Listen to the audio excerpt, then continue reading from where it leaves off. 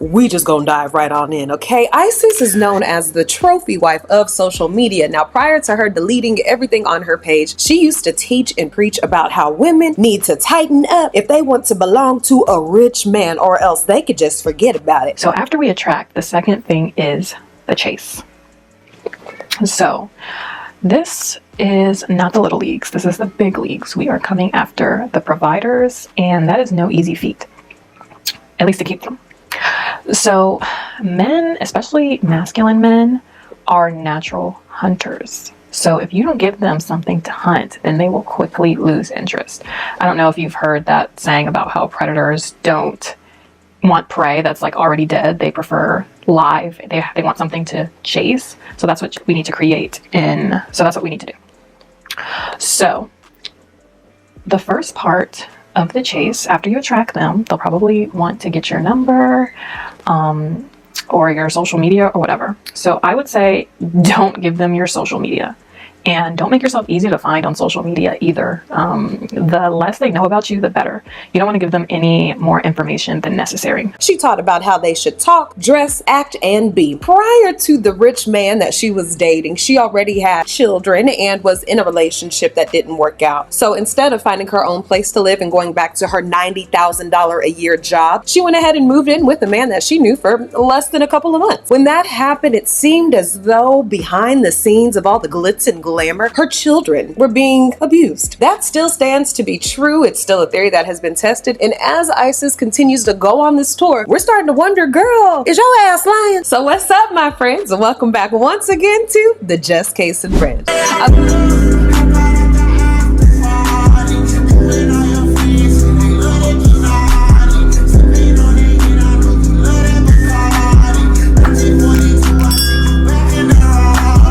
I'm your homegirl, I'm your tia, I'm your prima, I'm your cousin, I'm your friend, I'm whatever you need me to be down here at the Just Case and Friends. If you are new to the channel, if you just take a look around, you can see there's all kind of stuff. I try to make videos for all of us because we are like a melting pot community around here. We don't discriminate, but we do judge. That's what we do. Now, this topic is very sensitive. So if you are new to the channel, please go watch something else before you watch this one because I'm gonna be talking shit.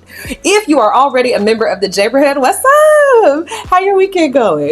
Mine is pretty chill. It's starting to rain here in Kansas City, and that means a little bit of snow is starting to come, and I'm so excited because snow makes the holidays feel more Christmassy. Shout out to the homegirl who told me, Jess, did you know that Isis went on another podcast? I said, girl, you got to be kidding me. Oh, not Isis, who already had to take some time from social media because she was really going through it. Once the niece came out and the niece talked about things that she had no idea about, she was really just like, I'm here to protect my kids and I'm done. I've said enough. I couldn't get on here fast enough. I couldn't get on here fast enough when I heard people are trying to blame my son. I couldn't get on here fast enough. Couldn't get on here fast enough.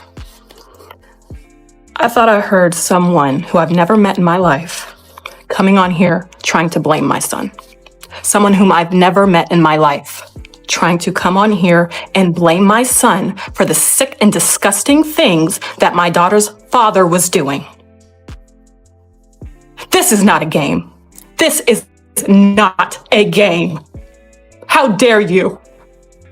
How dare you blame this on an innocent child? You talk about you got proof? You have proof? I've got proof right here. Right here. Show me your paperwork. Show me your paperwork. You talk about I am saying something different than when I was in court. Honey, you weren't even there. I've never seen you in my life. It's not very good. Oh my gosh. Y'all want to see my protective order? Y'all want to see my protective order? Right here. I'm going to cover my daughter's name. I'm going to cover my daughter's name. In the case of a vulnerable adult and a minor child, a relative, there is a preponderance of the evidence to believe that the respondent committed the following acts of abuse. Statutory abuse of a child. R word or a statutory S offense. Father has been coming into two-year-old and 4-year-old daughters' rooms and SAing them. This is from the judge. There's the case number. It matches the records. There's the proof. There's the proof. There's the proof. I'm done. We have already covered Isis in 2 videos. Okay, at this point, Isis is about to have her own damn playlist. I said in the last video, if she comes back online again, we're gonna talk about her ass. And since she wanted to come back online again and be crying, I didn't even watch it with the sound on, and I could tell she's sitting up here trying to peddle her story.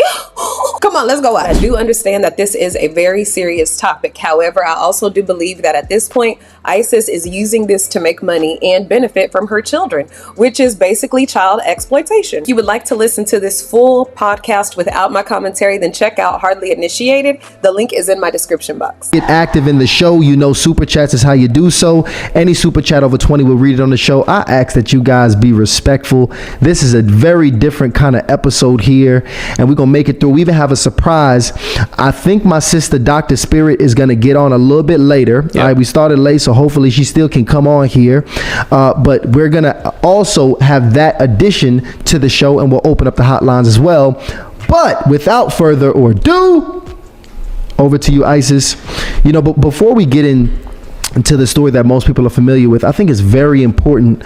I just want to commend these brothers because this setup is very clean, very nice, and for them to be going live and stuff. I mean, I know they have a whole bunch of subscribers, so they professionals at this, but this is such a chill environment. I just like it. To start from the beginning. Because you have a story that most of us don't know of. Obviously, we saw you on YouTube. You had a YouTube channel where you was coaching young women to help them in their relationship so they can attract a very specific kind of man. But prior to that, there's a whole story we don't know. So if you can take us back to growing up, right? Growing up at home, what did your home look like in your early childhood growing up? Due to the dynamics of surrounding my birth, which I already talked about.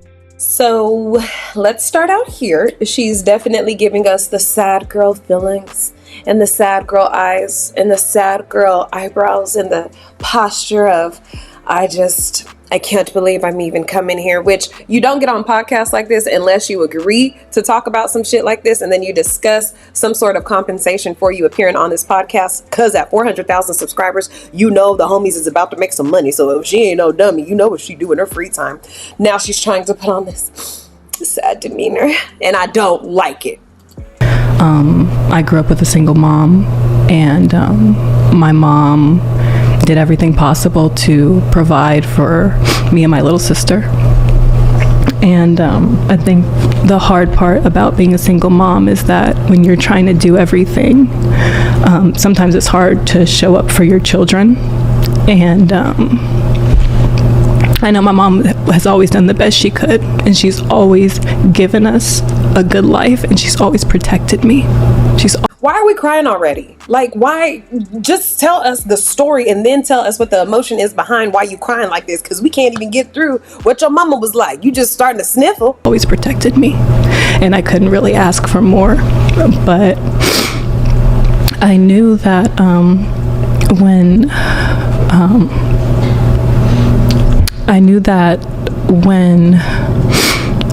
I had Get back in character. a family, or when I wanted to have a family, that I wanted to be able to be there for my children, whether that looked like working from home or being married. I always wanted to be able to be there for my children, just so that I knew that they were safe. Because when I was a child, because my mom was working, Take your time. it left the door open. A neighbor's wife was supposed to be watching me after school, and her husband was taking advantage. And I was only 8 years old at this time. Wow. And I didn't tell my mother for a while because it was just confusing, and I was scared, and I thought I would get in trouble. Oh my goodness. Take your time. So just to summarize that, I want to make sure I understand. I am not trying to laugh at her pain, but I am laughing at the theatrics. Was it a single family home growing up? Your Yes. mom, she was obvious. Damn, why ain't they got box tissue? They said, hey, Earl, grab that toilet paper out of that bathroom. The girl, yeah, she gonna cry. She gonna cry. Take your time, sister. No, take your time. What? Come on, let's connect heart to heart, soul to soul. What? The hardworking woman that had to provide for the very family much so. all by And in herself. school, always like has a PhD, all the above. My mom has really like strived. Every woman in my family, even my grandmother, it started with her. I mean, she owns a business, a very successful woman. There's multiple entrepreneurs in my family. So Wonderful way to make it appear as though you just got caught in a bad situation at a young age, but you come from this extraordinary family. That way her family don't look bad as she's looking like a bad mother for putting her children in that situation. If your mom was at work and doing stuff all the time, that doesn't excuse her from having to protect and watch over you. Same thing for ISIS. It's not an excuse. Dang. we've always just been, just go get it, make it happen. And I've always been that way. Then pick up your damn voice. Stop talking like you. Before meeting my husband, I always worked, provided for my children. I never got child support for my 2 boys. I took care of them. I luckily was able to secure a job with a family. Dumbass want a cookie? So you got to take care of your kids by yourself, meaning whoever you was laying with wasn't even man enough to help you with the kids that he put in you. Oh, he man enough to come inside you. He man enough not to use no condom. He's man enough to put that semen inside you, but he ain't man enough to even take care of his kids. And we supposed to give her a round of applause because she decided to pick somebody who's low enough to not want to care from something that came from they ball sack. Oh, good job, you strong woman. Great business, job. so I was able to work from home. But it's what I had prayed for when I was pregnant with my second son, because Girl, say when you was with your second baby daddy. his father got incarcerated when I was 6 months pregnant, and I didn't know what I was gonna do because So that tells, okay, let me stop interrupting. I'm sorry, y'all. it was just gonna be me. And he didn't get out until my son was about 9 months old. But I had to figure it out. And, thank you to my aunt and uncle for giving me that opportunity to be able to be home with my children and provide for them. And we had a nice apartment and, we had all the good things. I had my own car. I had all my own stuff. But I remember it was one Christmas when it was just us. And I said, you know what? I would like to be married. And I had never said that before. I never wanted to be married just because, I haven't really seen a lot of successful marriages in my life. So when, I'm sorry, I'm talking too far away. But when I had that Christmas, it dawned on me that, maybe I should really put myself out there and try to find a good man for these kids. And let's run it back. All right. She is sitting here with the baby boys telling us about how she had it so hard being a single mother because the man that she was pregnant by and with went to jail. And man, it was tough, but her aunt and uncle provided an apartment and a car for her to where she didn't even have to work a real job or a job at all. Then after that, she was at Christmas one day and decided to herself, I think I want to have a man for these kids that I've made. I think I need to go ahead and reconcile the relationships with these children's fathers so they could always know where they get their shit from, their identity, their emotional intelligence, their ideas, their thought patterns, processes, attitudes, temperaments. She didn't think that. She said, I need to get my ass online and see what's out there because, forget these other men that I made lives with. Who's ahead? I had 2 boys and I feel like they needed a good fatherly example because they didn't have it. Now, we definitely want to dig into that as well. And I want to go back because I don't want to just breeze past this incident that happened at 8 years old. Yeah. Now, you get assaulted by a neighbor's Yes. husband. And where's your father at this point? He's just... My biological father is much older than my mother. Why? Why is he much older and he ain't around? So was he dead? He took advantage of her when she was a young girl in high school. I think I remember my mom saying she was in labor trying to take her SATs. Wow. And she was the pregnant girl in high school. And, it's unfortunate that he preyed on her like that. But there's so many men like this out there. And people just don't talk about it. And so the situation is your mother coming from an abusive relationship. Now she has you, you're 8 years old, you go through this traumatic experience with the spouse of a neighbor. Yeah. And let's fast forward a bit, because if I'm not mistaken, you had your first child at 17. Yes. Yes. So before having this child, what did sex look like to you at this point? Like when was your first sexual experience kind of getting active? Probably when I was about 13. I lost my virginity to a 17-year-old boy in high school, and Let me guess. He convinced her that she was beautiful and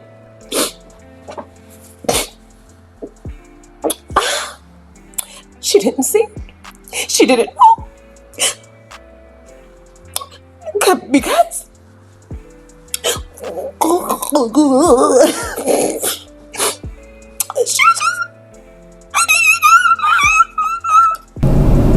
yeah, I mean, I was always told just don't have sex growing up.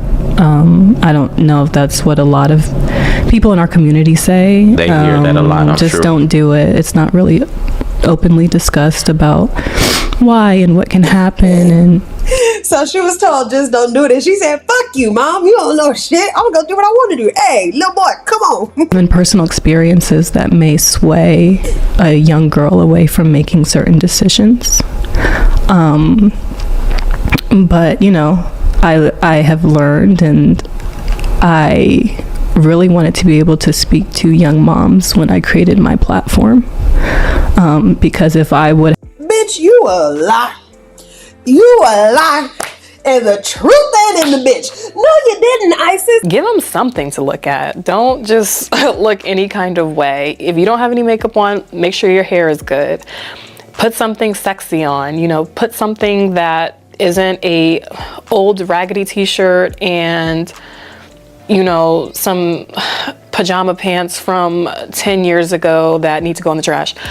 That's not what you need to be wearing around the house. Put your little dresses on, your little negligees, your silk robes, your, you know, those little booty shorts that he just likes when you walk by. Put on those kind of things.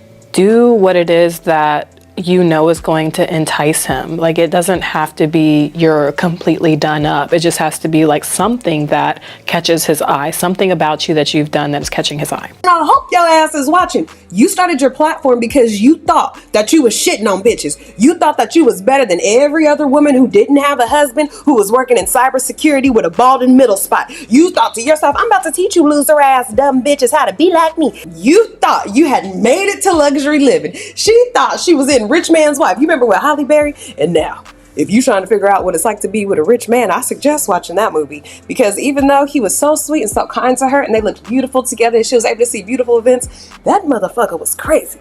He said, if I can't have you, you dead. Like, I'm not even gonna tell you, can't nobody else have you. You will be dead, or you'll be put in an insane asylum until I could kill you.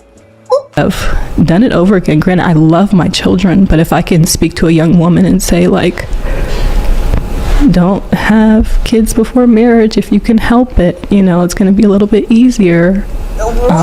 You know, just trying to be real and open and honest. I was a single mom and this is what happened, and I found what I thought was a good husband, seemed like a good husband, but turned out to be just a monster. I want to ask this because Liar, a deceiver.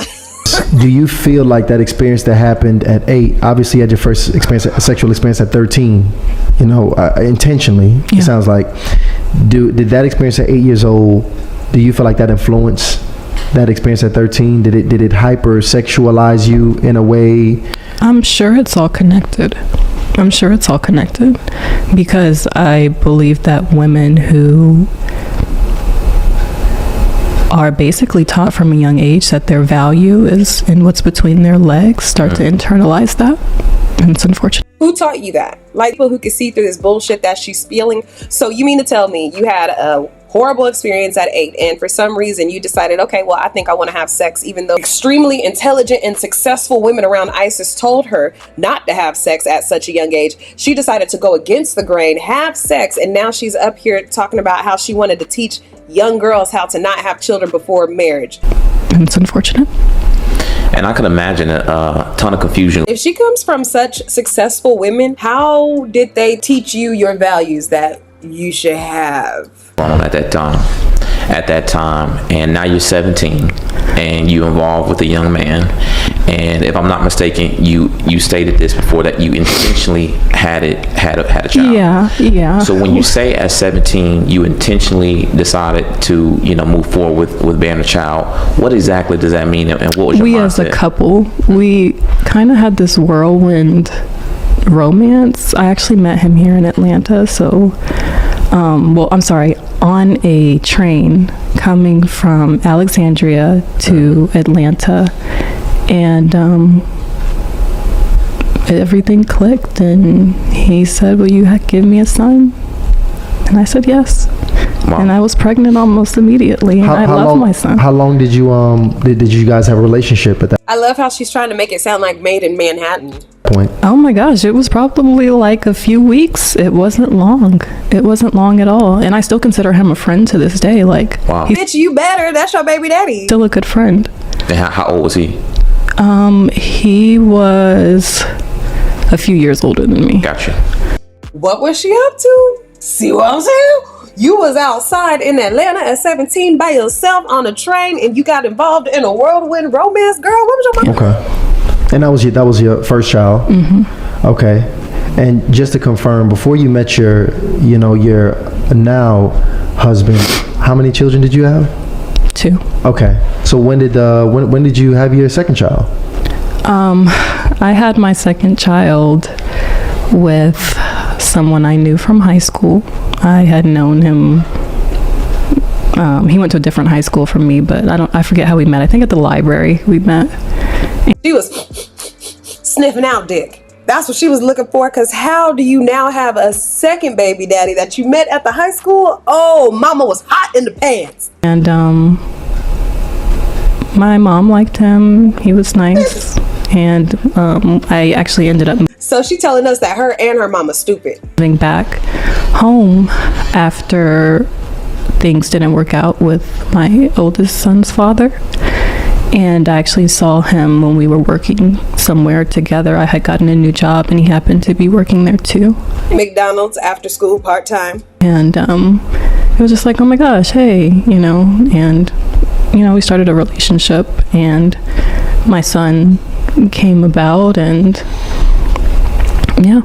So at this point, you, I'm assuming 1920, you got 2 children, and Whoa. my understanding, your sister now, Well, I would say, no, I was like 21 when I got pregnant.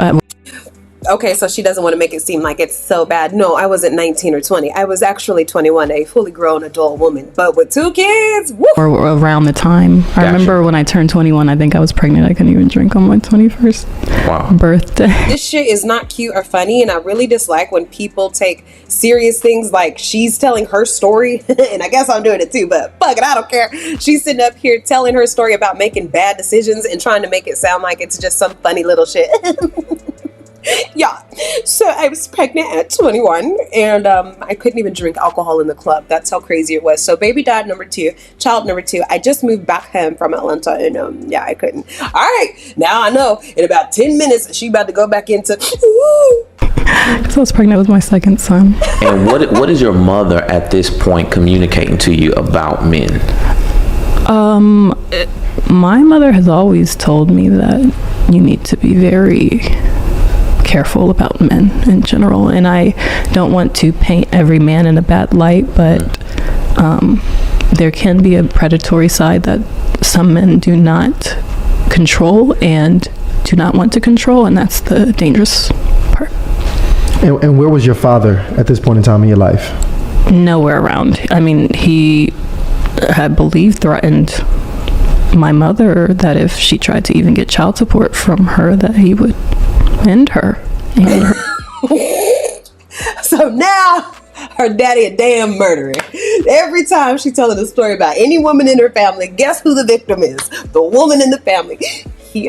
He actually knocked my mother up and then told her, I will knock you off the face of this earth. You call me behind some child support. Here, you are a side chick. That means that you come in the sidelines, the side doors. When the sun go down, you come in the side. Okay, don't call me about no baby saying it's mine. You better get it taken care of. If I give you this little $500, well, nah, back in her day, it was probably like, no, it might have been $500. Give you this little $500. You do what you need to do. And don't be calling me. And her mama thought to herself, you know what? I'm going to milk him for all he got. I'm about to have me a check baby. I'm going to have this baby. And he going to pay child support on this baby. And he said, you a goddamn fool.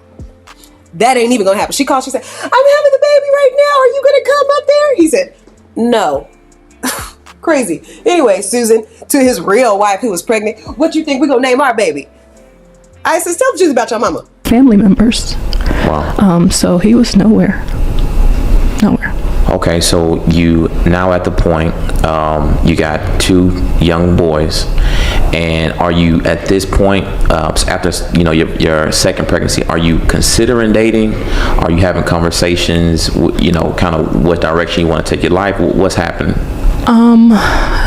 If it was me, I would have been thinking about how can I get a job and make more money? Because these kids need to go to daycare. I need to, take care of myself. I would be thinking about that. I would not be thinking about a father for these men because you don't even got no stability to you, girl. You still dependent on your family. After things didn't work out with my second son's father, and it was that Christmas that I told you where I was like, I really need to create a family for my children. Gotcha. And, just do things the right way. And I knew I wanted more children. I love my babies. I think I'll have another one in 10 years maybe. But She thought they were going to be like, of course, a mother and her cubs. They said, bitch, I got to keep a straight face on here. You're liable to get me goddamn fired. Yeah. right now, that's just not on my mind at all. I have 5 beautiful babies, and I'm so grateful for each and every one of them, and they're my reason and my purpose. But I'm sorry, I lost my train of thought.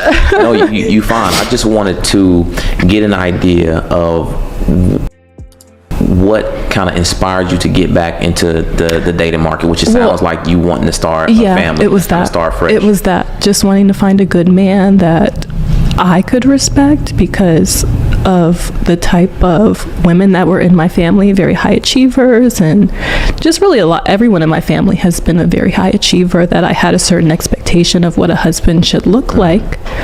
And also, finding certain content. I don't know if I should even talk about any of that. Well, I think you should, because all of that influences how you think and particularly how you go about dating. Okay. And, right now it is still very much so a gender war.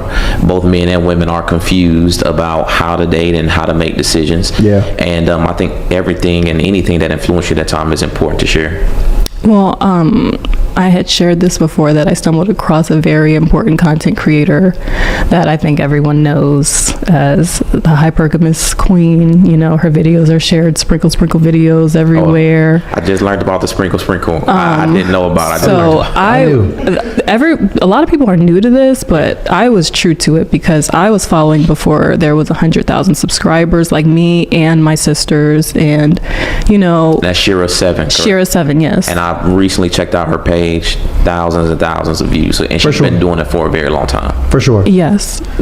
So I was telling every woman that I met in person, there's a content creator that makes really good content just about, really, it seemed like how women could take their power back is how it felt. That's how it felt at the time. Yeah. So that when you went from a place of not wanting marriage at all, and then you started to want marriage. Was she a part of the reason? I believe that. Yes. You know what? Probably. Shira had made it very clear. I did not direct Isis to do no dumb shit that she did. Isis directed herself. I don't know why she done got up here and talk about she's still receiving advice and information from the Sprinkle lady. Sprinkle lady done disowned her ass. And I hate to say that, but probably it just seemed more secure for a family. It just seemed right. It just seemed more stable, like So crazy. we would be on a solid foundation. And I prayed to God about it because, you can subscribe to certain things that people talk about, but you don't have to subscribe to everything Right. that they talk about. And a relationship with God and Jesus is the one true Lord. And I prayed about it and asked God to send me the right man. It wasn't just about what he had. It was never. Don't you put that on the Lord, Ricky Bobby. Don't you put that on the Lord, because she up here lying on Jesus. Jesus did not say to her, hey, go after a man who just got money. Don't try to work it out with none of your baby daddies. Go after a man who got money, because these suckers ain't nothing, girl. Go forth and go on and be encouraged. No.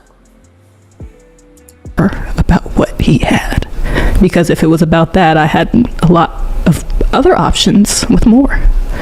And it was really about how he treated my children, because he seemed to love my boys. Oh, this is so cringy when she started that fake crying shit. Oh, she wasn't crying like this on all the other parts, but now she crying. Oh.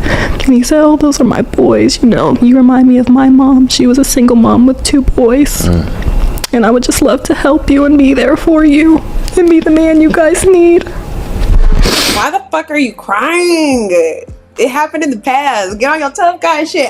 Oh my gosh. So you know what? I want to, before we actually get deep into, you know, this situation that took place with your husband, I think it's important to, you know, talk about the impact. I'm actually happy you shared that, because, you know, we had that we had a debate just the other night where that was a part of the conversation, because who you watch and learn from, that's discipleship. That's mentorship. Oh my goodness. That's who you are, you know, in submission to. Yes. Under their leadership. You know what? That's so and, true. You know, the thing about it is, now when you're discipling under somebody to make the most important decision in your life, this is how I choose my partner. That's the biggest decision we make. They have a lot of influence on our future and the future of our children. What do you think was the biggest takeaway from that content creator in particular that impacted you? What was the biggest takeaway, or what empowered you from her in particular, that made you feel that safety and security? Like, what was it, a particular lesson or principle that was given to you?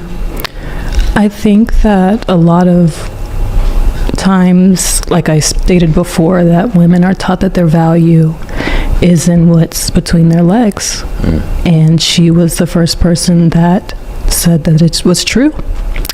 To my parents, thank you for not allowing me to value much of my beauty, but knowing that what was in here was the most important thing for me.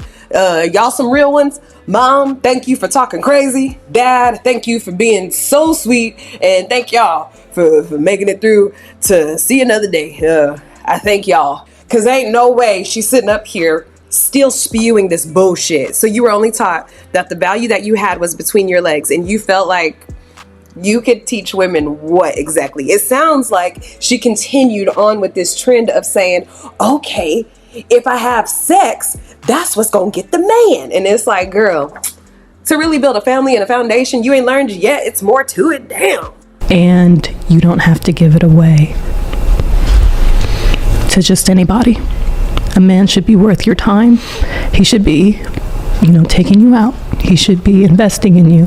He should be making your life easier if he cares about you. And that's what I took away from it. I think that makes sense. I want to ask you this because, right now, hindsight, with where you are today, do you feel like that was the healthiest content to digest, or do you have any regrets in really watching that content to help guide your decision making? So funny thing about me is I don't have regrets. I believe that God is working in Talking like a true crazy ass bitch. You ain't got no regrets. What? I got some regrets. I got some people I regret dating. I got some jobs I regret quitting. I got some apartments I regret losing. I have some cars I regret letting get repossessed and having to wait for it to fall off my credit, because who got just $6,000-$7,000 laying around to pay off the car? So there's a lot of regrets in life. So she ain't got none. Then she gonna try to use the whole spirituality. Hello, God. to direct my spiritual path. Therefore, thou knowest what thou may doest, and he does thou ist, before I can even confusest this for something that I may become regretful of in the future. Oh. Perfect order and perfect timing, and there's nothing that happens that he has not approved or seen. And unfortunately, our family, not just our family, but our family in public have, especially my daughters, have had to be sacrificial lambs in the result of what has happened. And yeah. So now let's talk to me about meeting. Hey, I don't know what God she served that said I'm gonna make your children sacrificial lambs in this type of way. I don't know. This is getting weird. Husband now, because I can imagine after you watch this content, you know, it's probably preparing you for the suitors that come into your life, how to vet them, how to manage them. Was he one of the early suitors? Yes. Once, was he the first one, or were there a few guys before? This don't sound right. And you know what? I commend these dudes because they walking her ass right on down into answering these dumbass questions. And she's taking pauses thinking because these men are paying attention to me, that means that they're agreeing with everything I say. And they're saying words, but they're not agreeing with what she's saying. They're saying things like, that's an interesting perspective. I seen a correlation between you and Sprinkle. Nothing that says, I commend you for having to go through 2 pregnancies, 2 baby daddies, no help from nobody, just you by yourself. How was it being a single mom? You did marry a monster. I believe everything you saying. She can't even catch it. He was one of the first few, and he pursued me heavily, which I liked. I think that'll... Watch your damn words. She said he was one of the first few, girl. How many things was you rocking? Women like a man that pursues and says that, you know, I want you. Of course. And you initially met him online? Yes, online. I'm sorry. We met online. I don't want to throw the website out there, but if people have been watching, then they know. You know, I don't want to make the website a bad place. Was it? I can't remember which website it was. I feel like we done went through so much shit with this girl. I can't remember, but I know it was a dating site that's very popular. Oh, was it Match.com? I think that's what. That's not what it's about, but we did meet online. Yes. I get it. And you meet online. You set up a date. Yeah. Okay. And first date goes well. The first date went amazing. He felt like my husband. Here we go. I felt into this whirlwind romance, and it was like that was God telling me, hey Sierra, you found your Russell. What about, you know, the experience with him made you feel so comfortable? I don't know what it was. I just felt safe. Why can't you define what someone does for you in a positive way that will allow you to decide you would like to lock in with them? I think you're supposed to be able to name that. Am I wrong? I felt like he was my husband. I can't describe it. And he, even on our first date, he said, so what do you think about if we got married in 2 months? And I said, girl, I'll be on conversations, just phone calls with dudes that I be meeting, and they be talking about they want to marry me in 90 days. You think I'm about to sit up there and be like, yeah, let's go ahead and do it? Hell no. That's pillow talk. That's flirting talk. That's like, okay, yeah, we are going to get married in 90 days. I think that I'm going to wear probably a white dress. No, I'm going to wear a red dress. What you going to wear? No, you can't wear that because my mama going to be talking about you. What your mama going to say about me? That's what kind of conversation that is, stupid ass. Said, I don't know, maybe. And he spit out his water because he started choking like he couldn't believe I said, oh, maybe. Wow. But it felt so natural and so right. Yeah. How old were you at this time, by the way? I was 23 or 24 or something like that. And what was his age? 45, 43, 45, something like that. I don't know. So he's around 20 or so years older. Yes, he's 20 years older. Now, being a young woman at that time, 23, did you have reservations about his age, or was that a concern at all, or was that just a typical, right? Yeah. Okay, so I didn't get introduced to dating older men until I started watching Shira 7. Let's back up on that lie. You knew about dating older men, Isis, because your mama got knocked down by a judge who was 20 years her senior. So stop lying. Just basically said, I mean, they got money. Yeah, exactly. They can be a better man to you. They can provide for you. This is so messed up how she is trying to blame everything on what she learned from Shira. That's ridiculous. The way and your kids, and you know, so I was like, okay. And it was a bit odd at first because I didn't initially jump right into online dating. I just, you know, men would try to talk to me at the grocery store, and normally I just wouldn't even pay attention to older men. But I just started to be a little bit more approachable, I guess, to men of an older age. And I ended up meeting the first older man that I dated. And it was a little bit odd at first because For any of my homegirls who are deciding to go ahead and try internet dating, I think that you definitely should. Just make sure you're precautious when you're going to meet up with them or whatever it is you're going to do with them. Just make sure you practice caution. I also want to recommend that maybe instead of dating old ass men who are going to die soon and probably won't even put you in their will because they already got 4 other kids that they got to take care of after death. And then they also got 2 women that they pay alimony to because they're the first 2 wives. And now here you are, you 23, 24, 25, 26, and you dealing with this old ass man who on his way out, and now you got a baby by him. You automatically gonna be a single mom because he ain't got about 10, 15 years in him tops. So what you should do instead, decide to extend your realm, like location wise. Maybe you didn't like long distance before. You could just change your mind and like long distance now because you don't never want to be in ISIS.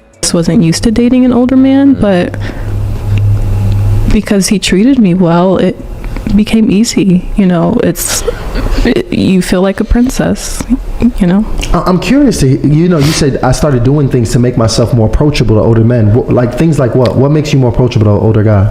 Just like smile more, or, you can make a little more eye contact, where normally if you don't go for a certain type, you're probably not even going to turn your head.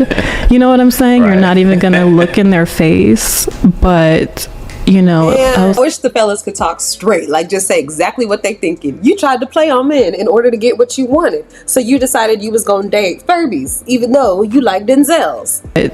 I was like, let me keep my options open. I always was attracted to men of color, so I typically stay in that range. But I was like, let me see about dating someone a little bit older. And after I did, I was like, oh, I can do this. It's not too bad.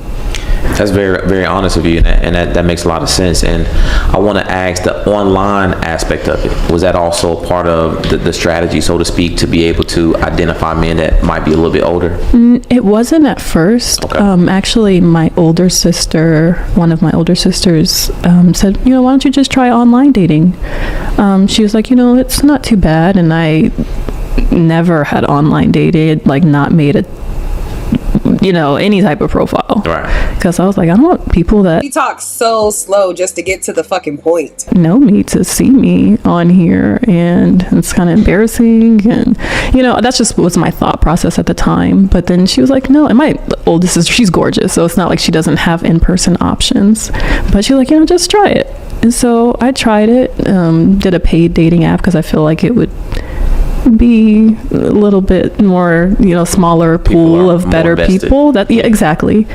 Said, I see you're looking for confirmation that we're listening to your silly ass. We are. I was able to meet, some good guys. So how long after that first date, did you, because obviously he threw 2 months out. What happened after that first date? Did you guys continue exclusively dating? Not really. I mean, we kind of dealt with each other, like talked, but I kind of was just talking to people. Like, I want to know if they fucked on the first date, because it sounded like she probably did. I kept my options open and just was letting people get to know me and taking things slow, not really rushing anything and not trying to get into a relationship at all. And I found that, honestly, when I started dating older men, they wanted to rush into a relationship like immediately. On the so did you. First date, they were like, I want you to be my woman, and I'm like, no, I don't even know you. And that's kind of just how I would, we need to get to know each other over a bit of time, and it turned out to be 6 months, not 2 months. I think that is very interesting.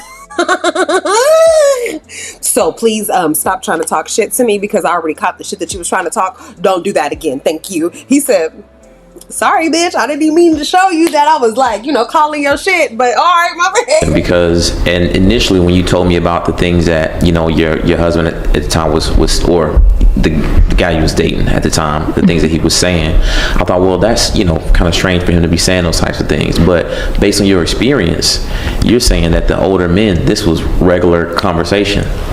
Yes, they wanted to take me off the market right away. Wow. I had my pick. I mean, I actually ran a social experiment, and I said, I'm going to see how many people do exactly what I want in under 10 minutes. And they all did it in under 4. And I said to myself, wow, they all just want me. Oh, really, girl? Right away. Okay. So You said, at this point, 6 months goes down the line. And what is the transition from you now taking him serious?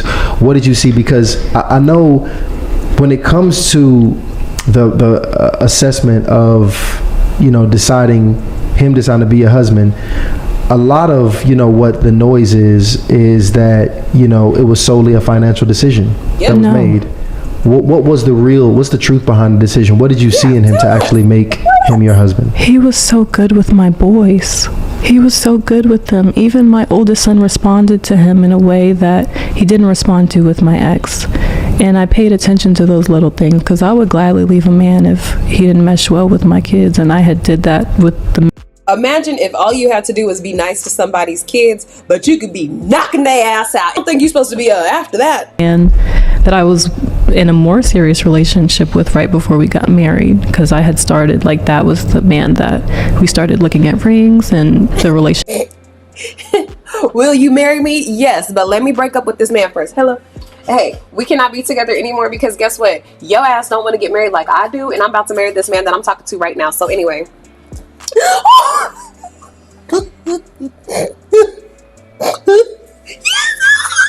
I'm like, hell no. I was just playing with you. I would slap that ring out of her hand, or I would have got a fake ring, because she a Carly Red right here. She collect rings.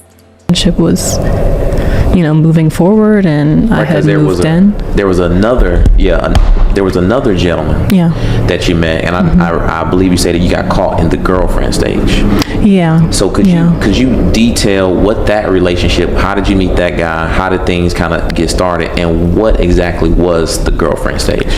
We met online, and he just was very consistent. He just wanted to do anything to make my life easier. What can I do for you? What do you need? Very nice. And perfect gentleman. But I like that when it's not attached to monetary gain or a financial transaction. If a man's like, what do you need? What can I do for you? And I'm like, oh, I need someone who's a good listener, or someone who could be like my friend, and they fulfill that. I'm like, okay, I like this guy. If a dude is just like, okay, I'm about to throw this money at you, I don't know, I'll be a little skeptical in this day and age. You know how the red pill community is running rampant, especially the little underlying red pill roaches. They be saying that they ain't worried about a woman and money, and they ain't worried about trying to control a woman with money and shit. But then you find out you done borrow a little bit of money, and he acting like he can come in and out of your house. Damn, it was only $100. he was nice to my children. All of the men were nice to my children. There's probably 3 men that met my children. All of them were nice. But I know that's right, girl. You better make sure all your niggas that you bring in the house, in and out, hey, make sure you speak to my child, okay? Don't just be in here eating all the fruit snacks, getting his Gatorades and his Capri Suns, and you ain't saying nothing to him. He got baseball practice in the morning. You mind running him up there? Okay. Mark, this is my son. Son, this is Mark. So what do you think? With him in particular, because we started to live together, and it was a little bit more of an intimate setting, I feel like him and my oldest son clashed a little bit, because my oldest son, I kind of always let him be the little man of the house in a way. And he's very, very smart and highly intelligent child, and he is not just going to let any man come in and think that he's the boss right away. So there was We talking about a kid? We talking about a kid that don't pay no damn bills? Imagine if we're watching someone else's YouTube channel, not mine, but if you ain't subscribed, make sure you subscribe. Imagine we watching that YouTube channel, they sitting up here taking direction from a 6-year-old. Mama, don't you pay that light bill. Give me the money because I need to buy Roblox. I'm sorry. I got to give him the money because, he the man of the house. Oh, girl, hell no. Issue, and he said something about, can your son, stay with a relative for a little bit? Wow. And I said, oh, you mean can we go stay somewhere? That's what you mean. And I packed my stuff right away. My sister came and got me and all my stuff, and because it took 2 cars, I had my car and she came with her car to get my stuff. And Not 2 cars? and he brought my TV and stuff, like all the bigger things he brought. I asked him to bring it back the next day, but I left and I went back to my apartment, which I had to be out of soon, and I didn't plan to need to do anything else because I thought the relationship was moving forward. I was his girlfriend, but he was taking very good care of me and he seemed like a good guy. Was she his girlfriend, or was she possibly the side chick of like some sort of an athlete, and he wasn't going to pay her bills no more because every time, and now everything, all these little stories I'm making up, I just want to let y'all know it's all alleged, but it's funny. So now she was dating an athlete, and that was his side chick. Like, that's who he come in and out of Pennsylvania to come and see. It's her. He liked to come into Ice's house. That's when she's supposed to have everything ready for him, similar to Cindy with Pumpkinhead. That's how he had his shit set up. But when he came in one day, her son was off the walls, bounced with energy. I mean, he was like, hey, get down off of that counter, man. Don't be near that fire like that. He was like, you can't tell me what to do. Ah! So Isis had to say, hey, don't be talking to my son like that, or else me and my son will leave. And he said, can you send your son somewhere? And she said, hell no, that's my son. And he said, all right, can y'all go somewhere then? I mean, because I need peace of mind. I got a lot of shit to prepare for. I can't be in here, your kid doing all this shit. So y'all want to go ahead and get out of here? She said, oh yeah, I'm about to call my sister. She said, hey girl, he's talking about I got to get out. What you think? Her sister like, girl, I don't give a fuck. Tell him I'll get out right now. I'll call my sister. My sister will come up here and pick up all my shit. Okay, that's what I'm doing. She tell him that. He say, okay, I'm gonna carry out the TV. Well, y'all need any help anywhere else? Huh? All right, I just want to. All right, cool. Wait till y'all get on out of here. That's what happened. But when he said that about my son, I said, no, it's all of us. It's all of us. So I left him, and I remember that night I was in the shower and I prayed and I said, God, I just want someone that's gonna love me and my children. That's what I want. Now, I want to make sure that the audience is following us, because we pretty much, I want to make sure we don't move too fast, but you have your second child, you 21, 22, Yeah. some additional time elapsed, now you're 23 and you're on the dating market. Doing a bit of online dating when you initially meet your current husband, Yes. but things progress a bit, but not too much to where you're still keeping your options open. The other guy was just more consistent. He was always there. He was always, what do you need? So he just was prioritized. Understood. Now, this gentleman that you're dating, you decide at some point you want to move in with him. Yes. And what was the living situation? Is it he's already has a place where he occupies, and then you and your 2 boys move in? Okay, gotcha. And how long were you dating before the relationship ends? I mean, we were moving pretty quickly. They were moving pretty quickly. I can't quantify a time. I can't remember exactly, but things moved pretty quickly, but he seemed like a good man. And This bitch can't count. Because why can't she count how long she was with a nigga? I can't quantify time. I only defy dimensions. That's what it sounds like she wanted to say. I worked from home, so I always was able to keep an eye on my children. That was part of it. Does working from home make you not be able to count months or years? That was part of it. I was never leaving them with him, and no, I don't care if I have boys. I know people are crazy. That makes sense. And in hindsight, with you and the boys moving in with this gentleman, is that something that you think the typical single mother just has to kind of, be concerned with in terms of moving their children in with, somebody that they're getting to know? Does marriage and commitment, or what level of commitment should be taking place before a woman does something like that? Back then, if you would have asked me that, I would have said, if a man's gonna Girl, that was 4 years ago. take care of you and your kids, and that's a good man, take it. But now, Whoa, that is so scary for her children.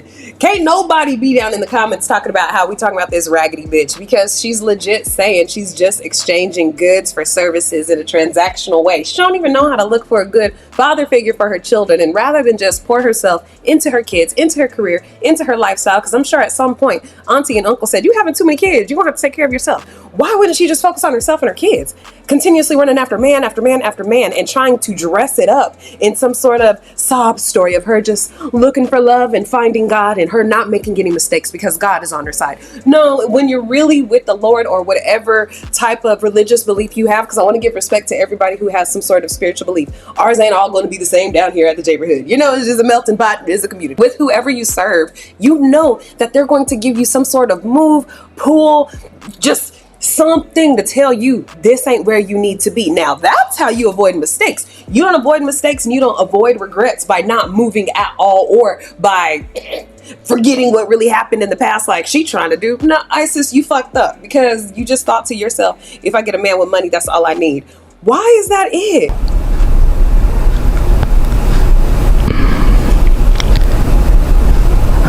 it's hard to even have the words. You have to be so careful. So careful. Because men are not just doing this to stepchildren, they're doing this to their own children too. And that's something that's just very scary and incomprehensible, to be honest. I understand.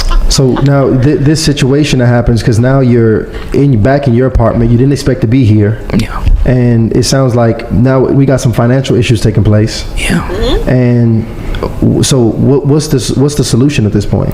Sell that coochie! It was crazy because when I prayed that night, he called me the next morning. And it was random, like I hadn't talked to him in a few weeks, and you know, he would check in every time, but he just wasn't a priority. But he said, hey, how you doing? And I said, you know, just getting out of a relationship, and you know, that didn't work out. Him and my oldest son didn't mesh well. And he said, well, you know, I love your boys. You know, they're good boys. I mean, they're... And the way my sons responded to him when the two times that they had met him was very good. Was very good. And he seemed like a good guy. I mean, his parents own their own church, and he seemed to have all the values and all the right things and said all the right things. And I was like, you know, this is the only man that I feel like I've really been able to connect with God with. And that was something that was really powerful to me, because I feel like that was missing in, you know, any other relationships that I entertained. Is I didn't feel like we had a strong faith bond. Wise enough to realize that, but not wise enough to realize that she needed to stop fucking everybody. And you know, when you meet certain people and you just know that you can just talk about the Lord, it's okay just to talk about the Lord and how good God is, and just, you know. And I had... Watch her eyes. I'm telling you, she's looking for confirmation, you know, because if it hadn't been for the Lord, right? Am I right, guys? He may not be there when you call, but he's always... Okay. that with him. And that was definitely a part of the choosing. I prayed and I said, God, please give me a sign if this is right. And I feel like God gave me all the green lights. I feel like he did. And I still feel like he did. Wasn't God. And I just didn't know that God wanted to use us. But that's just what ended up happening. Do you feel like what he told you, or that love that he said he had, do you feel like that was genuine love, or was that predatory? I'm unsure, because he didn't touch my boys. He did not. He did not. They've been interviewed. I asked them as soon as my daughter told me, and I always ask them. I'm pretty sure he was asking more so, did you think the love that you had with that man was genuine? Like, they still on the relationship part. She keep on trying to jump to whatever happened with him and the children, allegedly. I just don't know. But she trying to jump to that part. No, they still stuck on the beginning. Tell us how this happened. Tell us everything that led up to this, because all of this emotional thing that she's trying to portray, the theatrics, if you will, is distracting from the actual real series of events. Even before my daughter said that, because he's not their father. And I'll never trust a man 100% with my kids. I was always looking at him, even him changing our daughter's diapers. He would even say, oh, you know, I don't feel comfortable changing them because they're girls. Why don't you change them? Played the role so perfectly. He knew everything to say. But I almost wonder, did he want children? Because he really wanted children. That was a condition of our marriage. It was a condition. What do you mean a condition? That's something like he wrote it down, or he No, told- that's what he said. He said, you know, when we started talking about the marriage, and he said, you know, I just really want to have kids. You know, I haven't had any kids yet, and he's an older man, and I thought it was odd that he hadn't had any kids yet. But he said, you know, God just hasn't blessed me with kids yet, and I really, you know, want to have kids of my own. And I said, I'm willing to do that. I mean, if you're my husband, okay. And I wonder, was he trying to, did he have intentions? Because someone close to me said that sometimes predators like to grow their own prey. And that's a Wow. really sad thing. But there's stories of it. Now, I want to go back just a bit because Some of the fellas' faces are like, what the fuck are you talking about? you have just moved out with your 2 sons back into your apartment, and now you're entertaining conversation, potentially dating again with your husband.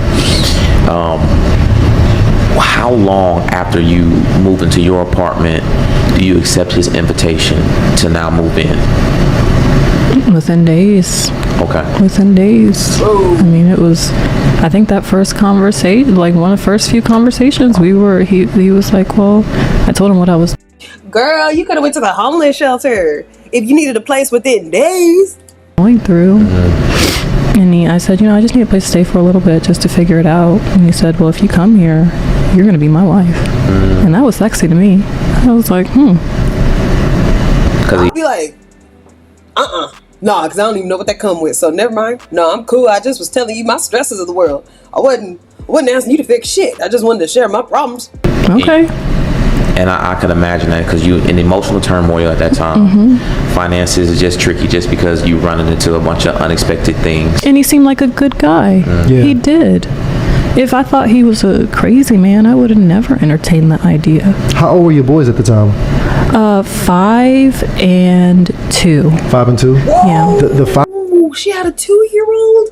Oh my gosh, I was a single mom, well, as y'all know, and I didn't start dating until after Quinn was 5. But that was because, you know, it was just a lot to try to go to work. And then I was a dummy who had his daycare on one side of town and my job on the other side of town, and where we lived was on another side. So it really wasn't no room for dating. I mean, I tried, but I couldn't really go out. I couldn't really, you know, do anything. So it would just be like, all right, well then let me just focus on, you know, what I got to focus on with my kid. But I also thought to myself, it just felt weird having a toddler and trying to date with a man. Now, other people, they might do something different. For me, I felt like that just was too young for me. And my situation wasn't worked out with my son's father either for me to have a clean relationship with healthy boundaries against my son's father. I think that's very, very early. And to take 2 toddlers, them living by themselves, to them living with a man, to them living by themselves, to them living with another man, I could just imagine. And she's talking about her 5-year-old felt like he was the man of the house. 5-year-old. And see, I know it had to be a lot for the young boys too, because you know they just were introduced to this other brother here, Yeah. and now they got to see this new guy. What did the 5-year? Did he express any concern or he just kind of going with the flow? 5 years old.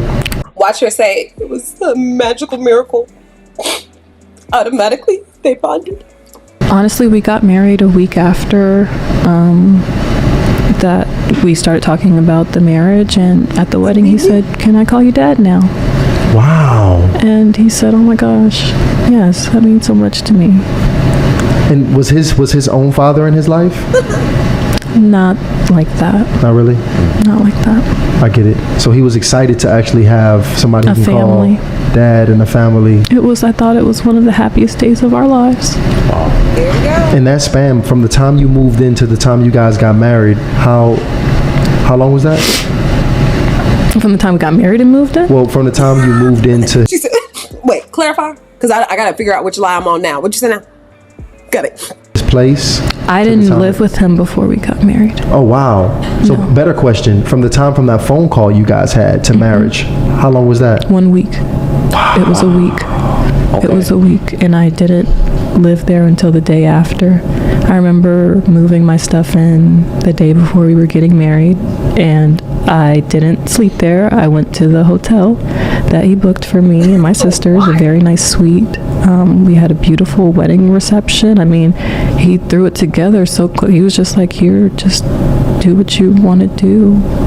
And it was beautiful. It was beautiful. Do you feel like if you had enough money in your bank account to comfortably pay rent and other things, would you have made that decision? Probably, yes. Okay. She already knew a question he was asking, and she was like, nah, you ain't gonna get me on this one. Probably, yes. Because I know sometimes, you know, when money's tight, that has a lot, finances just have a lot to do with our decisions. But I was making good money, and that's why I said I only needed like a little bit of time to stay. Even if I was to stay with a family member, I mean, it just would have been a little bit because I was making good money working for my family. Got it. So I knew I would have been able to find something. I just hadn't had to plan to move so quickly. Yeah. And I moved my stuff in, went to the hotel, and the day after we got married, She's trying to romanticize this yet again, but if your lease is ending, usually 9 times out of 10, your apartment will let you go month to month. Say they're about to evict you. You still got like a good 90 days to get your shit together. So I don't know what she's talking about. we went, Well, I ain't gonna say 90, but you know what I'm trying to say. Wow. started our lives. And at that point, when you agreed to the marriage, if you could, you know, give it on a scale to 1 to 10, how eager and excited were you to get married, and not to just get married to this particular gentleman, but just get married in general? I was over the moon. I thought it was my fairy tale. It seemed almost too good to be true. And I just kept praising God, how good God was. That this happened for me and my children, and we were finally a family, I thought.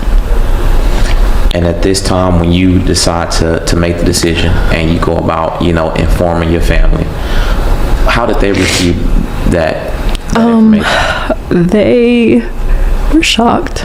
I actually made my husband come as my ex. I made him come ask Ask who? my mother for my hand. Wow. That was a requirement for me to marry him to me. And he did The dumbass requirement, stupid. so, and he was very respectful and just said, I'll take wonderful care of your daughter. She'll never have to worry. He said, Lisa, I know what you've done for her in the past, which is teach her how to be with the wrong type of dude. But Lisa, listen, I'm a good one. Gonna marry your daughter tomorrow. How you feel about it? Lisa said, bring me 2 cartons of cigarettes, 24-pack of Bud Light, and some Chardonnay, and you got yourself a goddamn deal. This what you want to do? Go ahead, Peaches. Have a good time. And her sons, they're mine now. And he said all the right things. And my family was there when we got married. She means her mama and her sister. I mean, I think they were like a little hesitant because of how quickly. But he seemed like he really loved me and my sons. Was that the first time that you've ever had a man to not only profess his love for you, but to also profess his love for your 2 boys at that time? I would say that men always would try to be nice and, you know, just because, but I felt like they wanted me. You know, I'm going to be nice because I want her, not because it was genuine. I could tell he really wanted to She got a big ass head and a little ass body. be a dad. Wow. He really wanted to be a dad, and it just showed. It just showed. And everyone was so excited. He bought them all new toys. picked out what beds do you want for them? Do you want to do their room? Whatever you want. Also, he was very serious about getting everything set up. That man at action. That is something women respect. When was the point that you started seeing some signs that things might not have been right with him?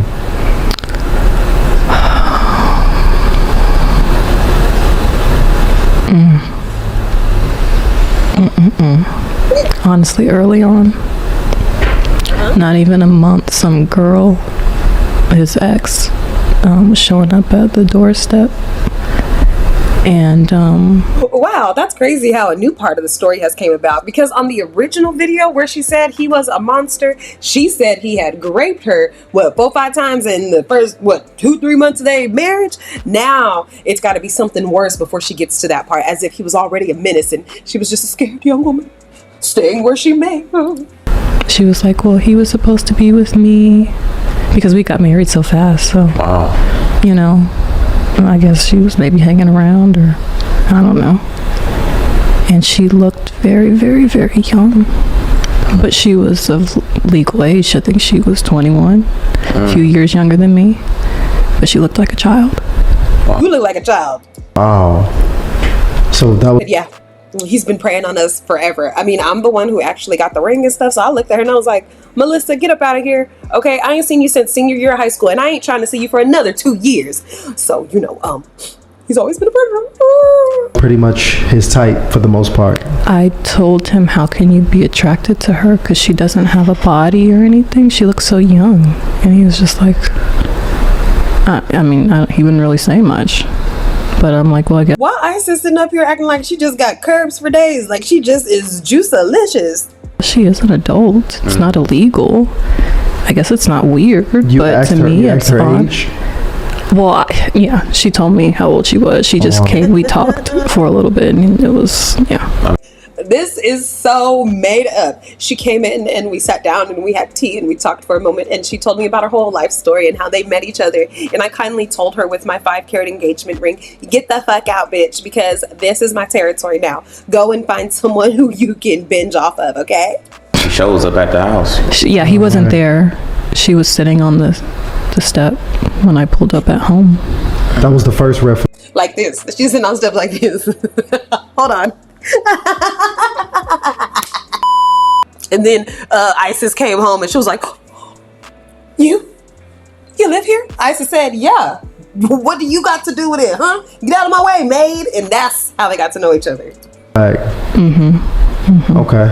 And then did it get progressively worse, or did it get better after that? He was very controlling very early on. I remember actually the day we got married, I started seeing how insecure he was. She didn't see that in the first 6 days, guys. She seen that on the 6th day, and she said, oh my gosh, annulment is not an option in 2000 whatever. I gotta say, I always thought I was looking at other men, like just imagining it seemed, or maybe not even imagining it, maybe just trying to. Why would she talk? She'd be like, right scare me into not ever thinking about doing it. I don't know. And this is a man who has already expressed that he wants to grow a family. He wants to have children outside of the 2 young boys you already have. Yes. How would you describe your sexual relationship? With him? Correct. Vanilla. Who else was you messing with? Normal. Seemed like a normal guy. He wasn't. So nothing. No, he just, like, I never would think that this man would do this stuff. He hid it so well. Even, you know, if I saw him watching adult videos, it was grown women that look like me. I'm like, okay, well, I guess you're thinking about me. That's okay. Everything is so perfect in this world. Nothing like that. Not at all. He already knows I don't play that because he knew, you know. And was there any level of aggression or anything that ever became violent towards yourself? Like, did he ever have any of that energy towards you? He never put his hands on me like that. No, he never put his hands on me. He was not physically abusive to me. But he was sexually abusive. I guess that is physically abusive. Okay. But when he first, what people have to understand is marital, I don't even know how to say it, marital R word is never talked about.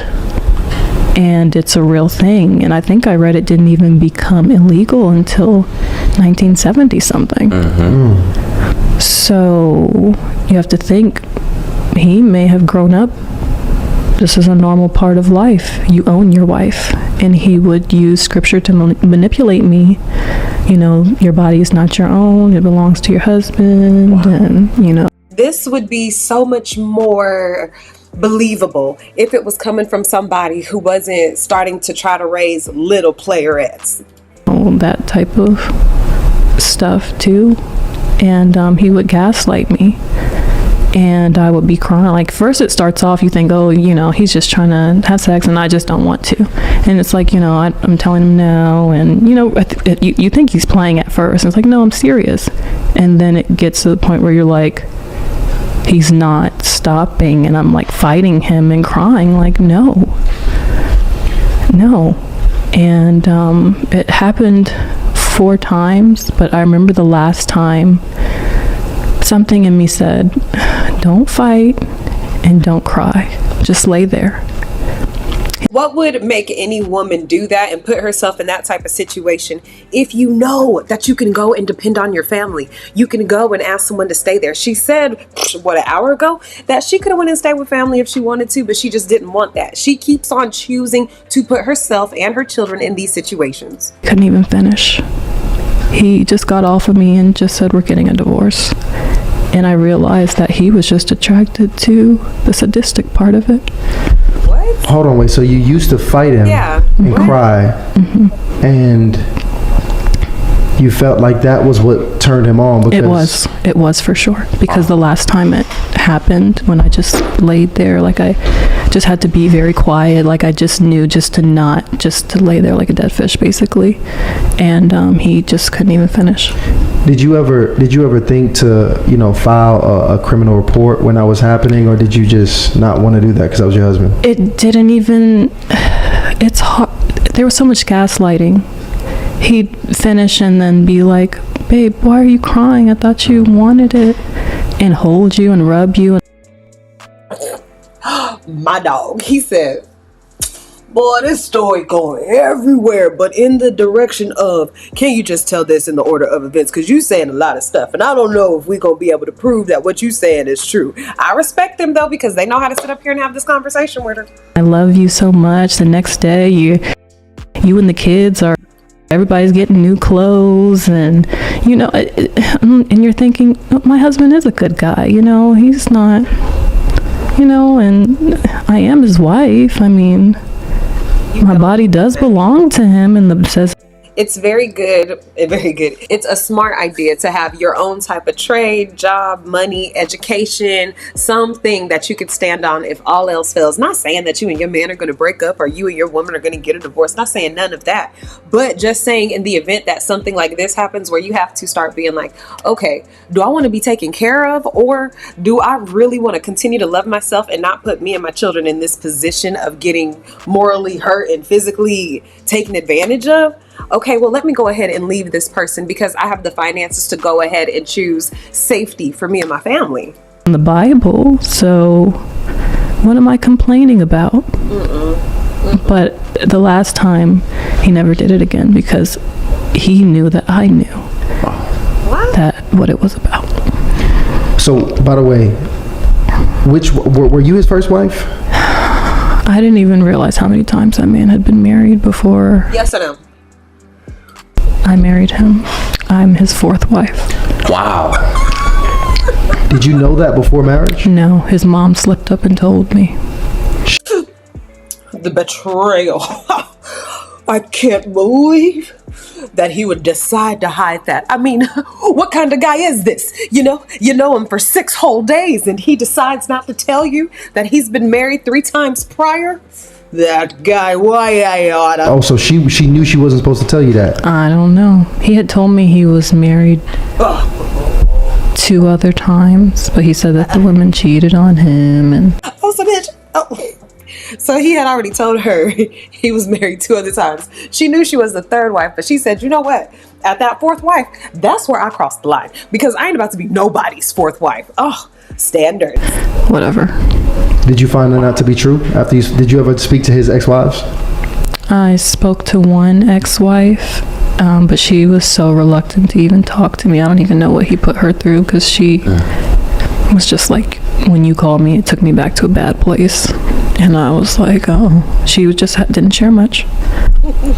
Now, amidst the abuse, you are still together. You're still growing a family. And now you are, if I'm not mistaken, 3 daughters in. Well, I got pregnant with our first daughter 4 months into the 4 months to the marriage. We had been trying to conceive from the time that we got engaged. The time he put the ring on my finger, it was, all right, you know. We knew we were getting married. So, he was so excited. He was so excited. You know, what I'm curious about is in this, it just seems, I mean, this is a lot. It's a lot. I can imagine. Were you happy in your marriage at all? I was. A lot of, I mean, there was good and bad, but we had a good friendship. Like, and that, I think that was, you know, one of the main things. We loved to watch movies together and spend time together, and True things that make a whole marriage. Yeah. we loved to, you know, do things with the family, and we just, I thought we had a good life together. And it's not like we were not intimate. Like, we were always intimate. We had a normal marriage for the most part, other than him being controlling, very, very controlling. But to me, it was This girl talks out of both sides of her mouth.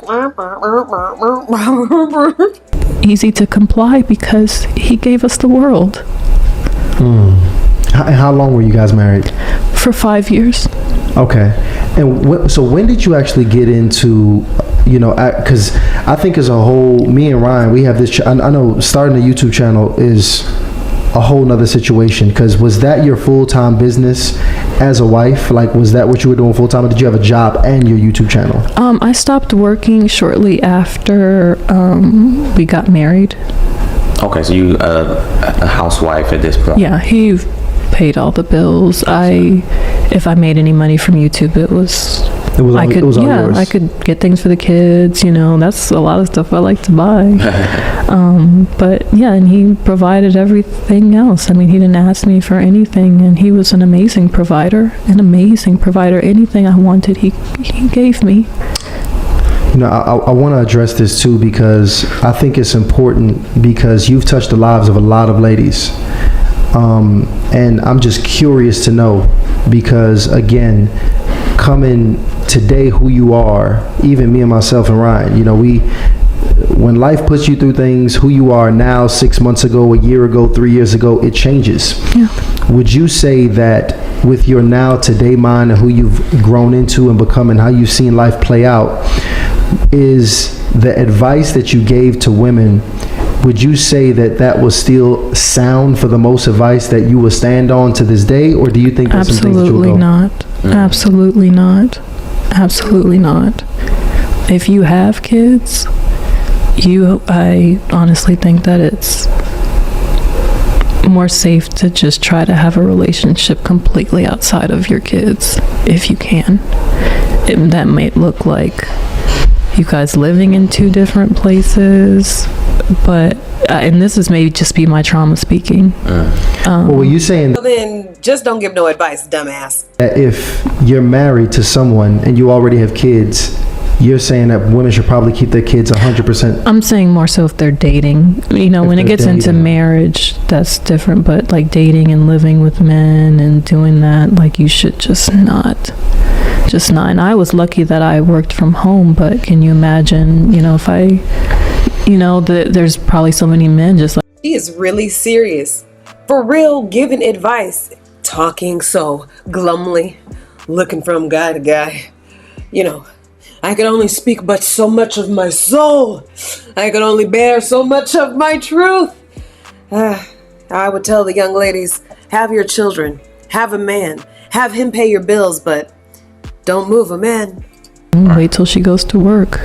And it's just sad.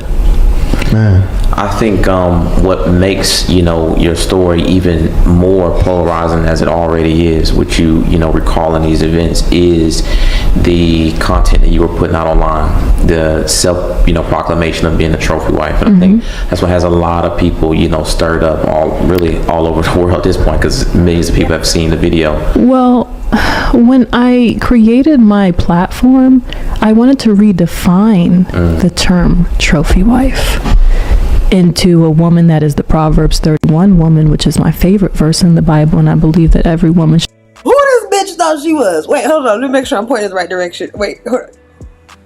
Who this bitch thought she was? Did she think she was Joan of Arc? She thinks she Eve. Oh, so okay. She thinks she redefining some shit that didn't need a redefinition. If a woman wants to be a Proverbs 31 woman, she just has to be one. If a woman wants to be a trophy wife, she just has to be one. If a woman wants to be a kept wife, she just has to be one. There's no redefining. Oh, this reminds me of when Amber Rose was like, we ain't hoes, we just like to get around. aspire to be. It's not just about how pretty you are. It's about, are you, being a good mom? What are your values? Are you choosing a man of values? And I thought that I was talking about the right thing. And, I don't think it's bad for a woman to want a successful man. What I think she should have done was the things that she was learning, she should have internalized and began to function in what she was learning. Then once she realized, okay, I have hit healthy goals that I've set for myself and for my children and for my relationships, then she could teach back what she knows. Because not only does she have actual real world knowledge, but she also has fruit of her labor that shows, okay, I decided to do these things, and this is what got me the man that I really enjoy, and a man who could be a father to my children. Shout out to Sierra and Russell Wilson. I did the work, and this is how it happened for me. Now I feel like I can speak to you. Now, will that come with money and fame just like that? Probably not. You'll have to see where it takes you. You'll have to see what path it takes you down. She didn't want to do that. She wanted to try and sell a fake ass lifestyle and didn't want to talk about the emotional turmoil that she was going through on the back end. So all this stuff she's saying now, it's like, girl, you just should have sat down somewhere. That's what you should have done. Never gonna say that a woman should just not care at all, how a man shows up, because the success is honestly a manifestation of different attributes within the man.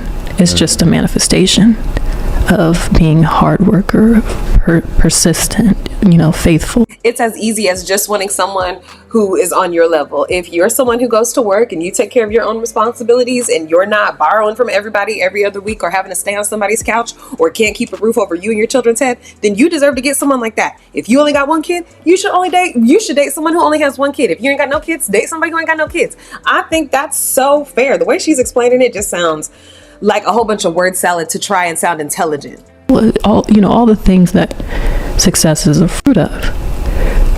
So I still stand by that. But when it comes to dating as a single mom, luckily he didn't prey on his stepchildren. But what if he did? What I want to do here, it's a blessing to say this, but Dr. Spirit actually did show up here backstage today. So one of the greatest, most world-renowned therapists is actually backstage to join us in this conversation. 3,300 people in the chat. The chat is going bananas right now. Dr. Spirit, thank you for joining us. Where's she at? Absolutely, Ken Lano. Hey, Dr. guys. Spirit, what's up with you, Dr. Spirit? Boy, Dr. Spirit has wisdom on her face. Dr. Spirit has wisdom in her hair and her whole demeanor. If you look around her office, you can trust her. I feel like she probably rides horses, has cattle who respond to her. She calls them by name and they actually look in her direction and say, "What you need, Spirit? We here for you, girl." Welcome. Hey. Drop a Dr. Spirit in the chat real quick. I like that. Dr. Spirit got that set too. That's looking nice back there. Yes. I'm so sorry, guys. I'm working late at the office, so I couldn't come into the studio, but they told me that you needed me, so I'm here. Absolutely.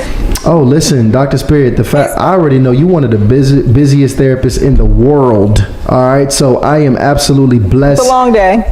I know every day is probably a long day, but we have Isis Morales here, who has, one of the most viral stories and testimonies right now on the internet, who came in here to join us. Okay. I know you like to come in absolutely blank, because Dr. Spirit said, I don't want to know anything. I want to come in with a blank slate. I just want to come in and meet the young lady and talk to her.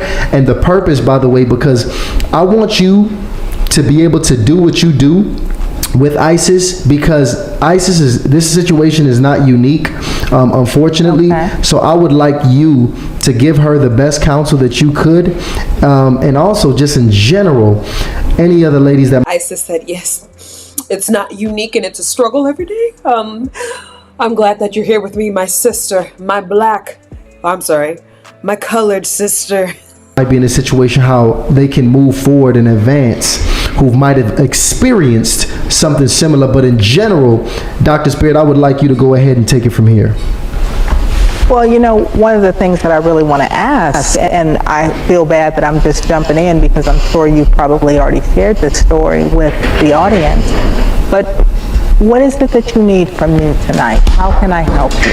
I'm not familiar with your story. I'm not familiar with the viral moment. I'm not familiar with anything. And I'm meeting you for the first time where you are. And so as you think about where you are and what it is that you're going through in your life right now, how can somebody who does the work that I do, how can I serve you tonight?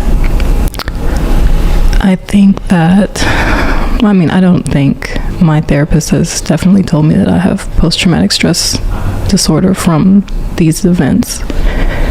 And I've kind of taken on a shape or this feeling of, I just never think that I can trust a man again. They about to make me mad now. They already have the toilet paper sitting up on the thing. And now he said, oh shit, hold on. Oh, I'm just, okay, all right. You good? Hey, everybody, we good? Everybody, okay, cool.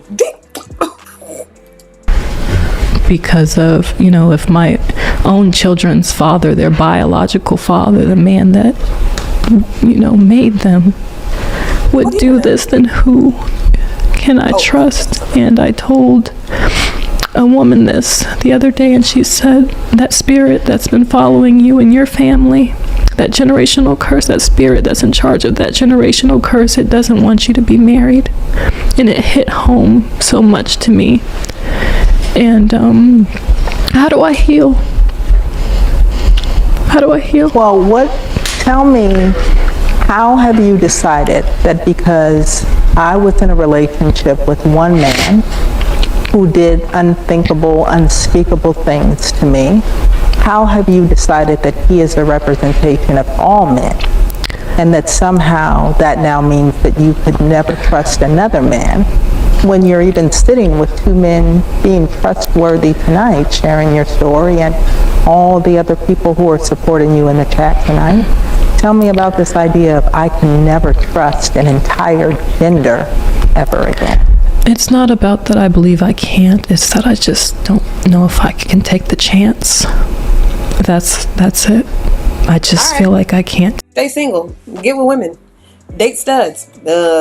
Get a romance robot. All right, if you want to sit up there as a big grown-ass woman, she has 5 children, and she wants someone to convince her that she should trust men. Nobody has to convince her grown-ass shit. If you don't want to trust men, don't trust men. But don't expect to be with one. Don't expect men to fall at your feet. Don't expect men to really commit to you. How is that different?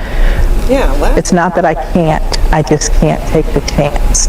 So that says then it's not that I don't trust all men, it's that you don't trust yourself at this point. Exactly, because my husband appeared to be such a good dad, and I just would have never, ever expected him to do this. So it may be my own judgment, it may be my own trauma, and I just feel maybe I don't trust myself to ever be with a man again. And people talk about hypervigilance, and I was always a hypervigilant mom. He knew that he She gonna keep on sitting up here lying. She talk about the Lord in one sentence, then she get the lying in the other. So she gonna act like we didn't hear her kids screaming in the background, and she was like, I stayed in situations much longer than I had to because I had children in those situations. So I understand the struggle of that, definitely.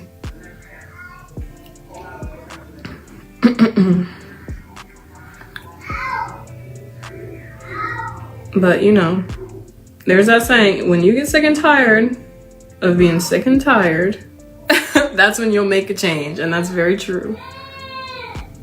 So it's just all about whenever you have the courage to do that. Sorry if my house is noisy in the background. I don't know how much you all can hear, but there's so many of us that it's just like that. So if you hear stuff in the background, just act like you don't.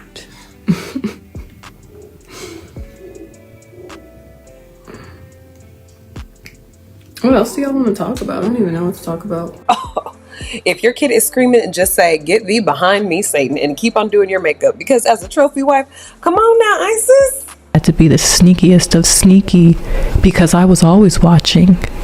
So to me, how can I even rationalize what has happened to even think about ever wanting to move on again? So when you say, I don't trust myself or my judgment ever again, what is it that you're not trusting not to happen? I'm just scared. I'm just scared. That's all. I'm just scared. Scared that what? Someone could appear to be someone that they're not. And what would happen if that's the case? Lives could be ruined. When you say, I'm just scared that lives can be ruined, what is the story that you are telling yourself that causes you to then conclude as a choice, I'll simply never trust again? You're giving these little snapshots, but you're not telling the whole story. You're lying. That's what Spirit is saying. You a liar, Isis, and she's catching it. And all she's doing is giving her words right back to her. And Isis thinks that because she has this big display of emotion, swallowing. How could this happen to me? Just a girl in a big way. She was going to fool somebody who actually studies people. Curious about this story. I think I keep blaming myself and saying, how could I have missed this? How could I have missed this? How could I have missed this? It repeats over and over. How could I have missed this? Okay, And it's just a very scary thought that I just don't want to have to ever think again. Have again in any other situation. So when you ask yourself the question, how could I have missed this? Is the fear that as I go forward, I will miss things again? Yes. I just am not interested in wanting to find out. Okay, cool. Fine. Bye. Unfortunately, and I know with my therapist, she said it's going to take time to heal, and I need you to understand that all men are not predators. And I guess that's what therapists do, because I am not in that line of work. If somebody kept sitting up there crying, I just can't. Okay, well then don't. Just don't. Just don't. Problem solved. But I really wanna. Then do. I don't know how. Figure it out. I don't know what you want me to tell you. you know, this is just your PTSD speaking right now. So you guys are seeing me real and raw, unhealed completely. We're all still healing. We're all in therapy, family therapy, individual therapy. We're doing all the things. But, you know, this is just me right now. This is my truth right now today. And I'm just here sharing it. And my heart goes out to you and the family. Did you just hear that little burp? That was not me. That was on here. I think that you're doing all of the right things, and it may take a very long time. And I want you to know that healing does not mean that you will ever forget. But the thing that becomes important is that as you are moving forward in your healing, that you don't tell yourself a story that stops you from finding the healing that goes along with this. Let me break down what she just said. All right, I'm gonna say it because honestly, I used to be a therapist when I first started being a mother, I became a therapist. What she just said is, when you think of the lie you keep on telling yourself, and you know what the real truth is, and you start telling yourself the damn truth, that's when your healing gonna begin. Okay? That's all you gotta do. So if that really happened with that man, then you can go ahead and admit to it. Then you go ahead and start working through it with your family. If that didn't really happen with that man, and maybe it's just the divorce, and that's what's making you mad, and you need to think of something in order to make some cash, and you're like, dang, I gotta go back to work. Take your truth, put it in there. Start believing in it. And guess what's gonna happen, girl? Your healing is gonna come because you're now living in your truth, and you ain't no damn fool no more. I'm the doctor, Dr. Spirit. Right now, because one person that you were married to Not Dr. Pepper. All right. did heinous things, now you will block yourself in that space. But you're not telling yourself, I'll never have friends again. Yeah. You're not telling yourself that we'll never play with cousins again. You're not telling yourself that I don't have to worry about anybody else anywhere in the world. You have decided that one man who sat in the place of a spouse is somehow in a position that now makes you decide that only a spouse is who I need to be careful of. Only a spouse is who I need to be watchful for. And what I want you to understand is it wasn't about the role that he played, it was about the man that he was. And so as you are in your healing journey, what I want you to be able to learn is about how do you protect yourself and your children and your community from predators. Well, Not every man is a predator. Not every woman is a predator.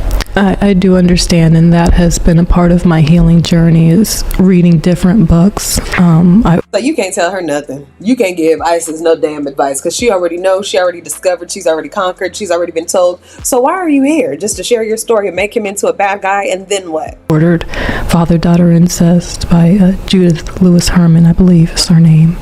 How to Keep Kids Safe. I forget the author. But, you know, I'm trying to figure out how I can use my platform to help women never have to go through something like this. And I recommend that, honestly, women need to have surveillance in general on their children. And like I said, I don't know if that's just my PTSD speaking, but we just have to be very watchful because there are predators, and they always look like the good guy most of the time. Well, and when we talk about predators, what I want people to understand is that predators are not just men. Unfortunately, women can commit these kinds of acts as well. I'm sorry, I don't mean to exclude that. No. So right now what I want to do is just kind of educate the audience. You are going through some excellent therapy, so you are finding the healing that you need. And what is important is that we learn as a community how to become. I really like how the doctor is basically like, since you already know everything, you don't need no help. Let me go ahead and educate the people who may need help, and they're finding questions within your story that I can help them answer. Stewards and protectors of our children. The reality is that 1 in 4 girls and an estimated 1 in 7 boys will deal with sexual molestation before the age of 18. So the numbers are staggering. The number of people who are in this chat tonight who have experienced some form of sexual abuse before they were 18 years old is staggering. And that means so many people have not been treated for the post-traumatic stress disorder, for the depression, for the anxiety, and all of the other issues that come as a result of child sexual abuse. Yes. And when we talk about this, we also have to recognize, as you are hearing this story tonight, that it's not about Chester, the child molester.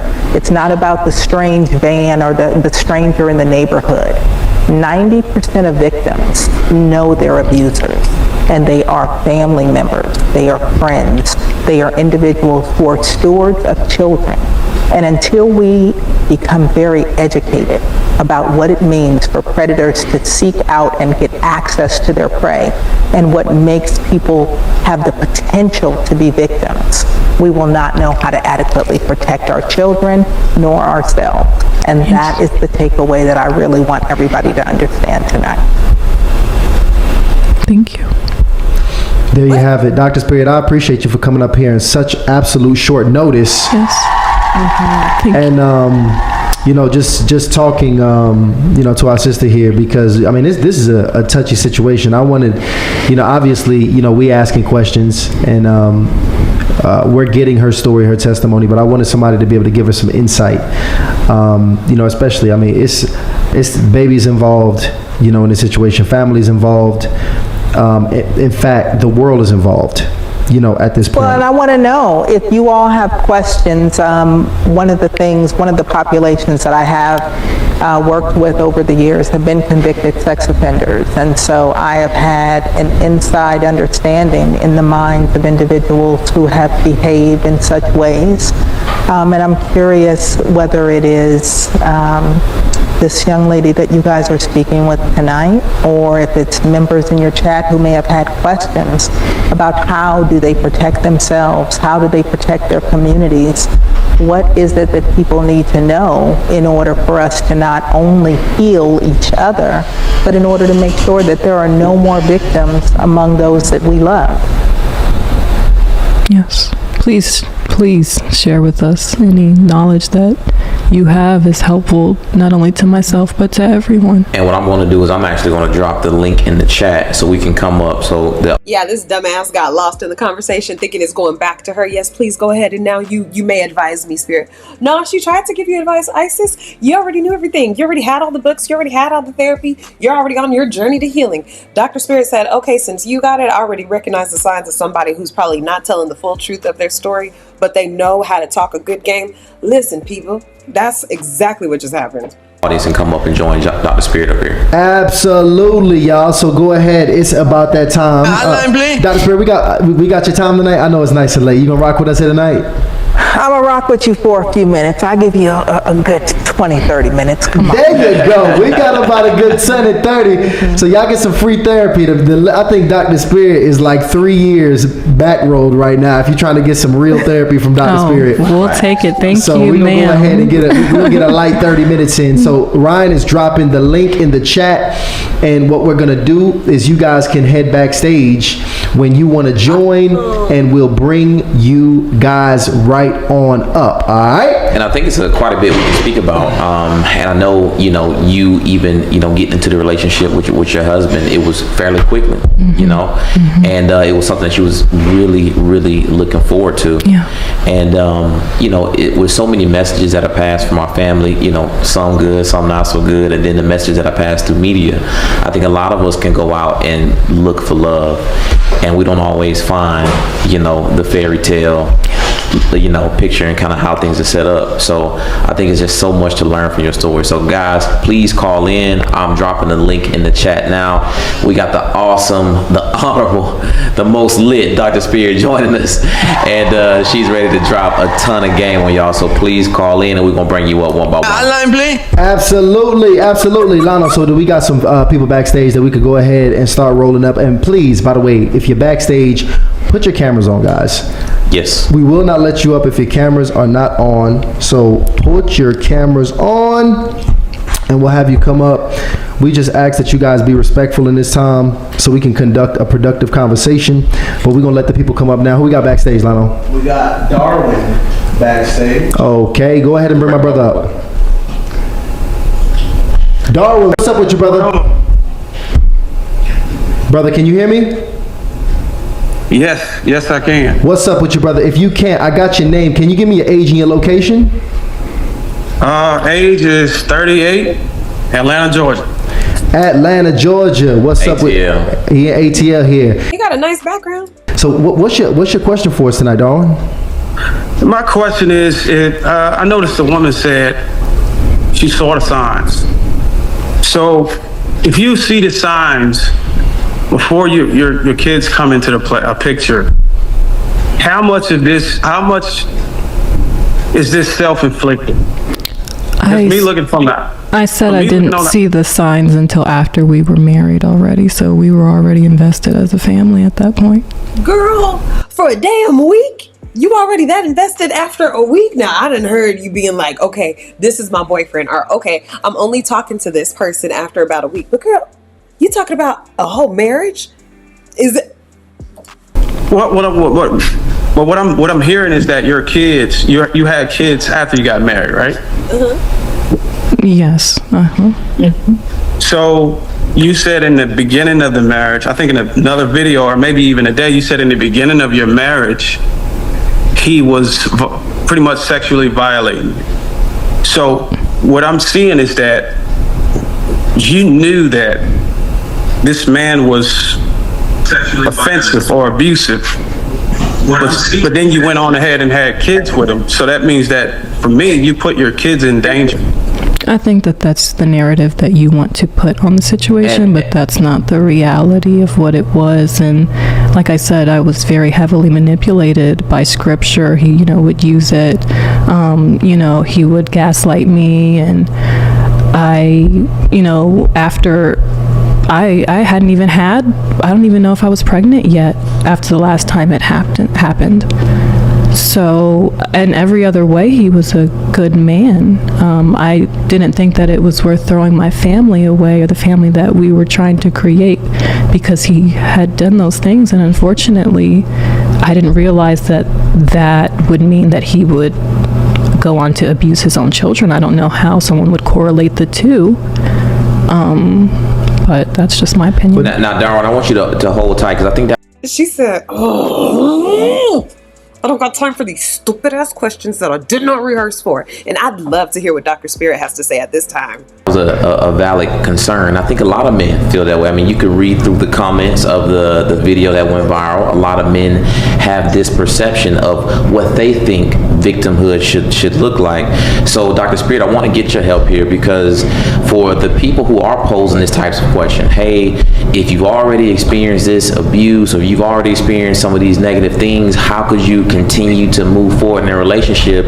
Dr. Spirit, could you give us some context on why someone who has been victimized may continue to continue with the relationship? Because oftentimes a victim believes that it's something that is unique to them. They don't believe that the person that they love would consider doing more heinous things. Oftentimes they think that that's something that's specific to their relationship. So again, I don't know the story here. I don't know the backstory. Darwin frustrated as hell. He like, whoo, this bitch up here lying. I can't really talk to her. I want to talk to her. I could tell that she lying. We all could tell she lying. Why we keep on letting her lie? Woo. But when we're talking about a victim of abuse, they don't necessarily think if I have children with someone, they will abuse someone too. And I want you to remember this, because it's very easy to sit back and judge somebody when you have a healthy mind in a space that is absent of trauma. When you are caught in a cycle, the way that you see things, the way that you feel about things, the way that your brain operates is very different. So that may be also why you're hearing how she was perceiving relationships before she had therapeutic support and how she's perceiving those things now. And so I just want you guys to be very careful. It is very hard to understand what victims go through if you have never been a victim yourself. But one of the things that most victims will tell you on the other side of healing is that nobody is judging or critiquing them more, and nobody is suffering more than the victims who are going through the experience. Well, asking questions are important, but asking them from a place of objectivity is even more important. Well, the reason Darwin, we're gonna let you close out here so we can get to the other callers. But go ahead, brother. The reason why I frame my question like that is because she believes in what I believe in. I believe in God. So she gave me a source of a way to hold her accountable when she starts saying God this and God that. And if you read the word, you would know that sexual immorality or physical abuse or anything like that is pretty much grounds for divorce. And that supersedes any type of gaslighting or emotional manipulation. If she's so grounded in the word and scripture, that actually supersedes any of the other offenses this man put towards her. And that's the reason why. Did we notice the posture change? We're no longer sitting like, yeah. It's just, now we're up. Now our head is going to the side. Now we're looking over our eyes. Now we're pursing the mouth. Now we shuffling around. Ain't no more. Because if you take a chicken and you make it a noodle, you got chicken noodle soup. but we didn't have a soda on the side. Frame my question like that, because if we're going to call ourselves spiritually driven and backed by biblical principles, sorry, that's my son in background, we have to be unwavering. We have to be unwavering.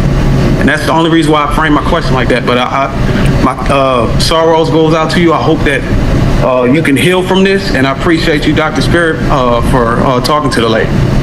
I appreciate you as well, and please understand, for everybody that may be in the chat tonight, I want you to understand that it's not about defending anybody, it's not about debating anybody. The only thing that I want to do is offer as much clarity as possible, because I want us all to be our best selves. And I wish that more pastors had Darwin's perspective.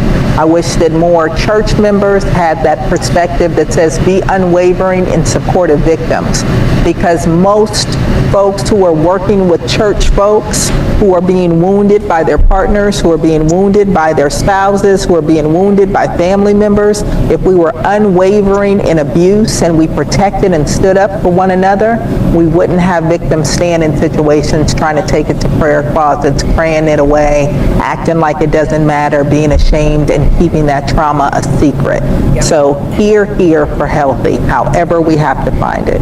I agree on this part. If it's like for real people who are going through abuse, I don't think abuse is a game. I don't think SA or anything that has to do with hurting a child, hurting a human, hurting an adult, just hurting anybody. I don't believe in none of that, especially inside of the sanctity of marriage, where you feel like you're supposed to be safe, and inside your home where you think you're supposed to be okay. And as a stay-at-home mom, of course you're going to blame yourself if anything happens to the children. In cases that are real, I don't know if hers is one. Absolutely. And if hers is real, she failed as a parent. Thanks so much, Darwin, for joining. I appreciate you, brother. Thank you so much. Let's get the next one up here. We got a young lady coming up here. What's her name? Ayana, what's up with you, sister? How you doing? Well, this is like such a sad story, just in general. So I first wanted to say I'm so sorry to Isis that you even had this experience. I wouldn't wish this type of thing on anybody. My question is, in hindsight, is there any like small signs that now seem like they were a bigger thing? Like, is there anything that you can think back on possibly that maybe now you're like, oh my gosh, that might have been a signal that this person was an evil monster? The signs were very, very small and covert, to be honest. When I think back, little things, like sometimes my daughter, it appeared that her and my husband, or both of my daughters and my husband, had a very good relationship. But sometimes she would come when we were sitting together and she would say, "Mommy, I love you the most." And she would only say it when he was around. So sometimes little signs like that, it's not always a red flag at the time, but now in hindsight, I'm like, was she just trying to tell me that she didn't feel safe around him? Wow. Now, Dr. Spirit, I do want you to chime in on this, because Isis did mention about, her spouse being controlling as well. Mm-hmm. So what are some things that the ladies and also, guys should look for when it comes to identifying if a partner may, eventually become controlling or manipulative? Well, there's a difference between controlling and manipulative and sexual abuse. So I want us to be very clear on that. Gotcha. And so when we're talking about how do we protect children from sexual abuse, one of the things that we have to let them know is that we are unwavering in our protection of them. And as much as we love our spouses, their mommies, or their daddies, we don't love anybody and won't protect anybody more than we will protect them. Amen. And if they ever have something to tell us, we will believe them. Amen. So it's important for us to have those kinds. Why is she acting like this is stuff that she wholeheartedly agrees with? Like, girl, the signs were all there if he was this manipulative, controlling man right after y'all got married. Am I right? So why would you proceed to stay married to him instead of just getting an annulment? The conversations with our children. It's important for us to use the right language about their body parts and about privacy, and especially to your point, Ryan, when you're talking about control, you want to make sure that children know that nobody has control over their bodies except for them. So So not mommy, not daddy, and no one has the right to touch your penis. We don't call it a pecker or a Johnny or a Johnson. We call it a penis. We don't call a vagina a pocketbook or cookies or cupcake or anything else fun. We call it a vagina. We talk about breasts. We talk about having privacy and being able to cover up. We talk about you being able to take care of your private areas, and that if anybody touches you in ways that makes you feel uncomfortable, you can come and talk to me about it, and I will believe you, and no one will be in trouble in ways that will hurt you. And so we have to be emphatic about those conversations. We have to periodically ask our children, has anyone said anything to you that has made you feel uncomfortable? Has anybody asked you to keep secrets from mommy or from daddy and not tell us? Has anybody said that they want to do things to you or have done things to you and they tell you that if you tell, they will hurt me or they will hurt daddy? We have to learn how to be able to ask the right questions, because predators not only know how to scare our children, how to isolate our children, but also they know how to make our children have affection and care and regard for them. So even though they may feel uncomfortable, they may feel more uncomfortable telling on that individual. And so that's why we have to learn how to take care of our children and let them know that nobody has the right to make them feel uncomfortable or do things to them that are outside of your purview as their parent. One thing I do want to say, Dr. Spirit, is that these type of conversations are conversations I have with all of my kids just as a woman. Knew it. She already knows this shit. She don't need Dr. Spirit to tell her not a damn thing, because she had already been talking to her kids about this, but her kids had been learning how to be lawyers because the daddy had been putting them in Harvard School of Law. So they had figured out how to lie to the mother while also overcoming the lie by showing emotion that says they were also safe with the father. So that's what happened, because basically she's raising geniuses.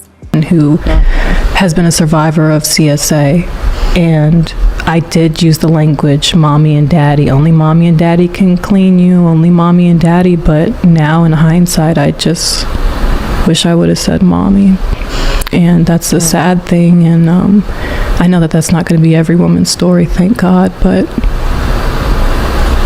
I think something else that's very important that we talk about tonight is as you talk about healing and mentioning being a survivor of CSA, it is so important that we recognize that when we are dealing with sexual abuse, no matter what age we experience it at, it increases our risk for being abused in sexual ways and physical ways and emotional ways as we get older. So I want to make people aware of that tonight, because if there is anyone who is a victim of any form of abuse, especially in their childhood, who is having relationship problems over and over and over, choosing narcissistic partners, choosing people who abuse them in relationships over and over, please recognize that that may be a function of your illness needing treatment so that you can change that cycle of abuse. Okay, it's very important, and I'm glad that you shared that. Thank you for that, Dr. Spirit. And thank you so much, Anna, for that question.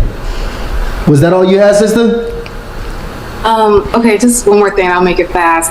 I just also wanted to say, I guess I don't want to use the word thank you, but a thank you to ISIS for listening to your children, because there are a lot of parents, unfortunately, we like to think that parents are protectors and things, but not all parents are like that. So just thank you to you for listening to your daughters and taking action rather than just taking the lifestyle and letting them continue to Total posture change. When someone's praising her, she loves it, eats it up. be in that experience. And I know some people are like, why are you putting it out there? But I feel like part of the problem is we don't talk about it enough. It's like what stays in the house happens in the house and don't talk about it. But is that to protect the predators? Is that enabling the people that are hurting our children? So just a I just hope you continue sharing your story, and because you are making a difference in people's lives, and people will say what they want to say, but only you know what's right for your family and your children. And as soon as you heard something, you did something and you acted. And I just think that that's a testament to you as a person. So that's all I wanted to say. Well, I appreciate your thank you, but honestly, to me, what other decision would a good mother make? I come from a line of fierce protective women, unfortunately, that have had to be victims as well. But my mother believed me. Her mother believed her. There's no other way to do it. In my opinion, shame on any mother that would. That's weird. That's very weird how that just keeps on coming up in every single generation. Every single one, even in the age of technology, when she was a stay-at-home mother and was hearing her children scream out in pain, she didn't run down there and check, and she's giving us this performance of a lifetime. This girl need to ask her about how she couldn't believe that this happened to her children, because she's been having all of these healthy conversations, and this happens in every single generation. So every single woman in her family was doing this exact same thing, doing everything right, and it still happened every single time. I'm sorry, but I do feel like at some point it would stop. Count such a serious allegation. Shame. Ayana, thank you so much for coming up here, sweetheart. Okay, we're gonna go ahead and bring the next caller. I'm gonna bring a couple more callers up here. You know, as we got Dr. Spirit here live with us. Isis Morales here is also joining us. The next caller we have here, it looks like we have Brianna on the stage here. Welcome, Brianna, the Hardly Initiated. How are you? Hi, I'm doing good. How are you all? I'm blessed. I'm blessed. Give me your age and your location. So I'm 23, and right now I'm in Michigan. 23 years old. Wow. There you go. Young initiate. Got the young bull on. What's your question? So my question, I guess, would be with the platform of Me Too and the significance of really platforming your experience of like grave trauma, especially in the midst of healing with what you seem to experience, which is PTSD, and then also just coming to terms with the fact that you're probably also simultaneously dealing with a case. My question would be, what are the psychological implications of platforming your experience? How do you navigate the backlash that comes with sharing your experience? Because like even reading the chat, like it's been like typed before it even like got live. So my thing is like, how do you steward that type of platform in a way that's going to bring you peace ultimately? My peace comes from God, because He's the one that's leading my steps, and that's been my prayer every day. God, lead my steps. And I felt like God wouldn't let me move forward in life until I spoke my truth, because it's just been swept under the rug for so long, you know, generationally. And this isn't something that's just affecting my own. How is it that it's swept under the rug for so long generationally, if she also said that her mother believed her grandmother's mother believed her? So they've been in families where they can talk openly about how the neighbor, this is what she said, the neighbor touched on her, she told her mom, and you know, they got out of the situation or something like that. Isn't that taking it out from sweeping it under the rug? Because if it was different, then wouldn't the mom be like, that didn't happen, be quiet? And wouldn't that be Isis' story, as opposed to, I told my mom, she believed me, so when my daughters told me, I believed them? That's what's taking it out from under the rug. I think Isis is under the belief that if she brings it to the internet, that's what's being like, see, we don't hide things in this family. It's weird to me how people don't understand the dynamics of family, and that family is supposed to be a private place for you. That's supposed to be your place of peace. So if me and my sister are bickering and arguing, when we get outside, don't nobody know that we got no issues. And once we solve our issue, ain't nobody gonna know that we had a problem, because that's inside of our family. Now, other family mates might know, like my parents or my other sister or her husband, you know, they'll know, but that's not no information I'm gonna carry outside of my family, because there's privacy and safety in our privacy. I don't really get what the fuck she's saying. Family, this is affecting more families than we know. And it was important to share, especially in the wake of the Menendez brothers case and just all that's going on in the world with, you know, all these predators being exposed. And Cat Williams was very prophetic when he said that this is the year. Time is up. This is the year. And I knew I had to say something. What? So I want to, you know, it's Great question, Brianna. Yeah, great question, Brianna. Really, really great question, because this is a unique situation, Dr. Spirit. You know, this Isis has, put out a testimony video that got 2.5 million views, somewhere around at this point. So, I mean, she's being inundated, I can imagine, with probably emails, comments, DMs, phone calls, everything. Phone calls, People family, just, people from elementary school, Oh my anybody. gosh, it's just been crazy. And I can imagine it's all types of emotions, right? You got the people who are, reaching out with love and support. And you got the other people who are pissed off, who are probably, calling you a liar, telling you that all these different things are happening. Where's the accountability? So for everything. 100%. So, I mean, that's a unique situation, Dr. Spirit, to kind of be dealing with that whirlwind, of other people being involved in your business at this point. And you're a content creator, so the thing about it is that is your job, because you put them in your business as a coach because you were really helping these ladies. So you almost had a responsibility to tell them these other things and involve them in your advancement. But this is a different level of trauma and, just energy even coming your way at this point. Dr. Spirit, what do you say to somebody going through something like that in that type of space? Well, as I'm listening to you guys, I'm learning more and more. And for me, it's concerning because it's very hard to help people when you are experiencing so much trauma.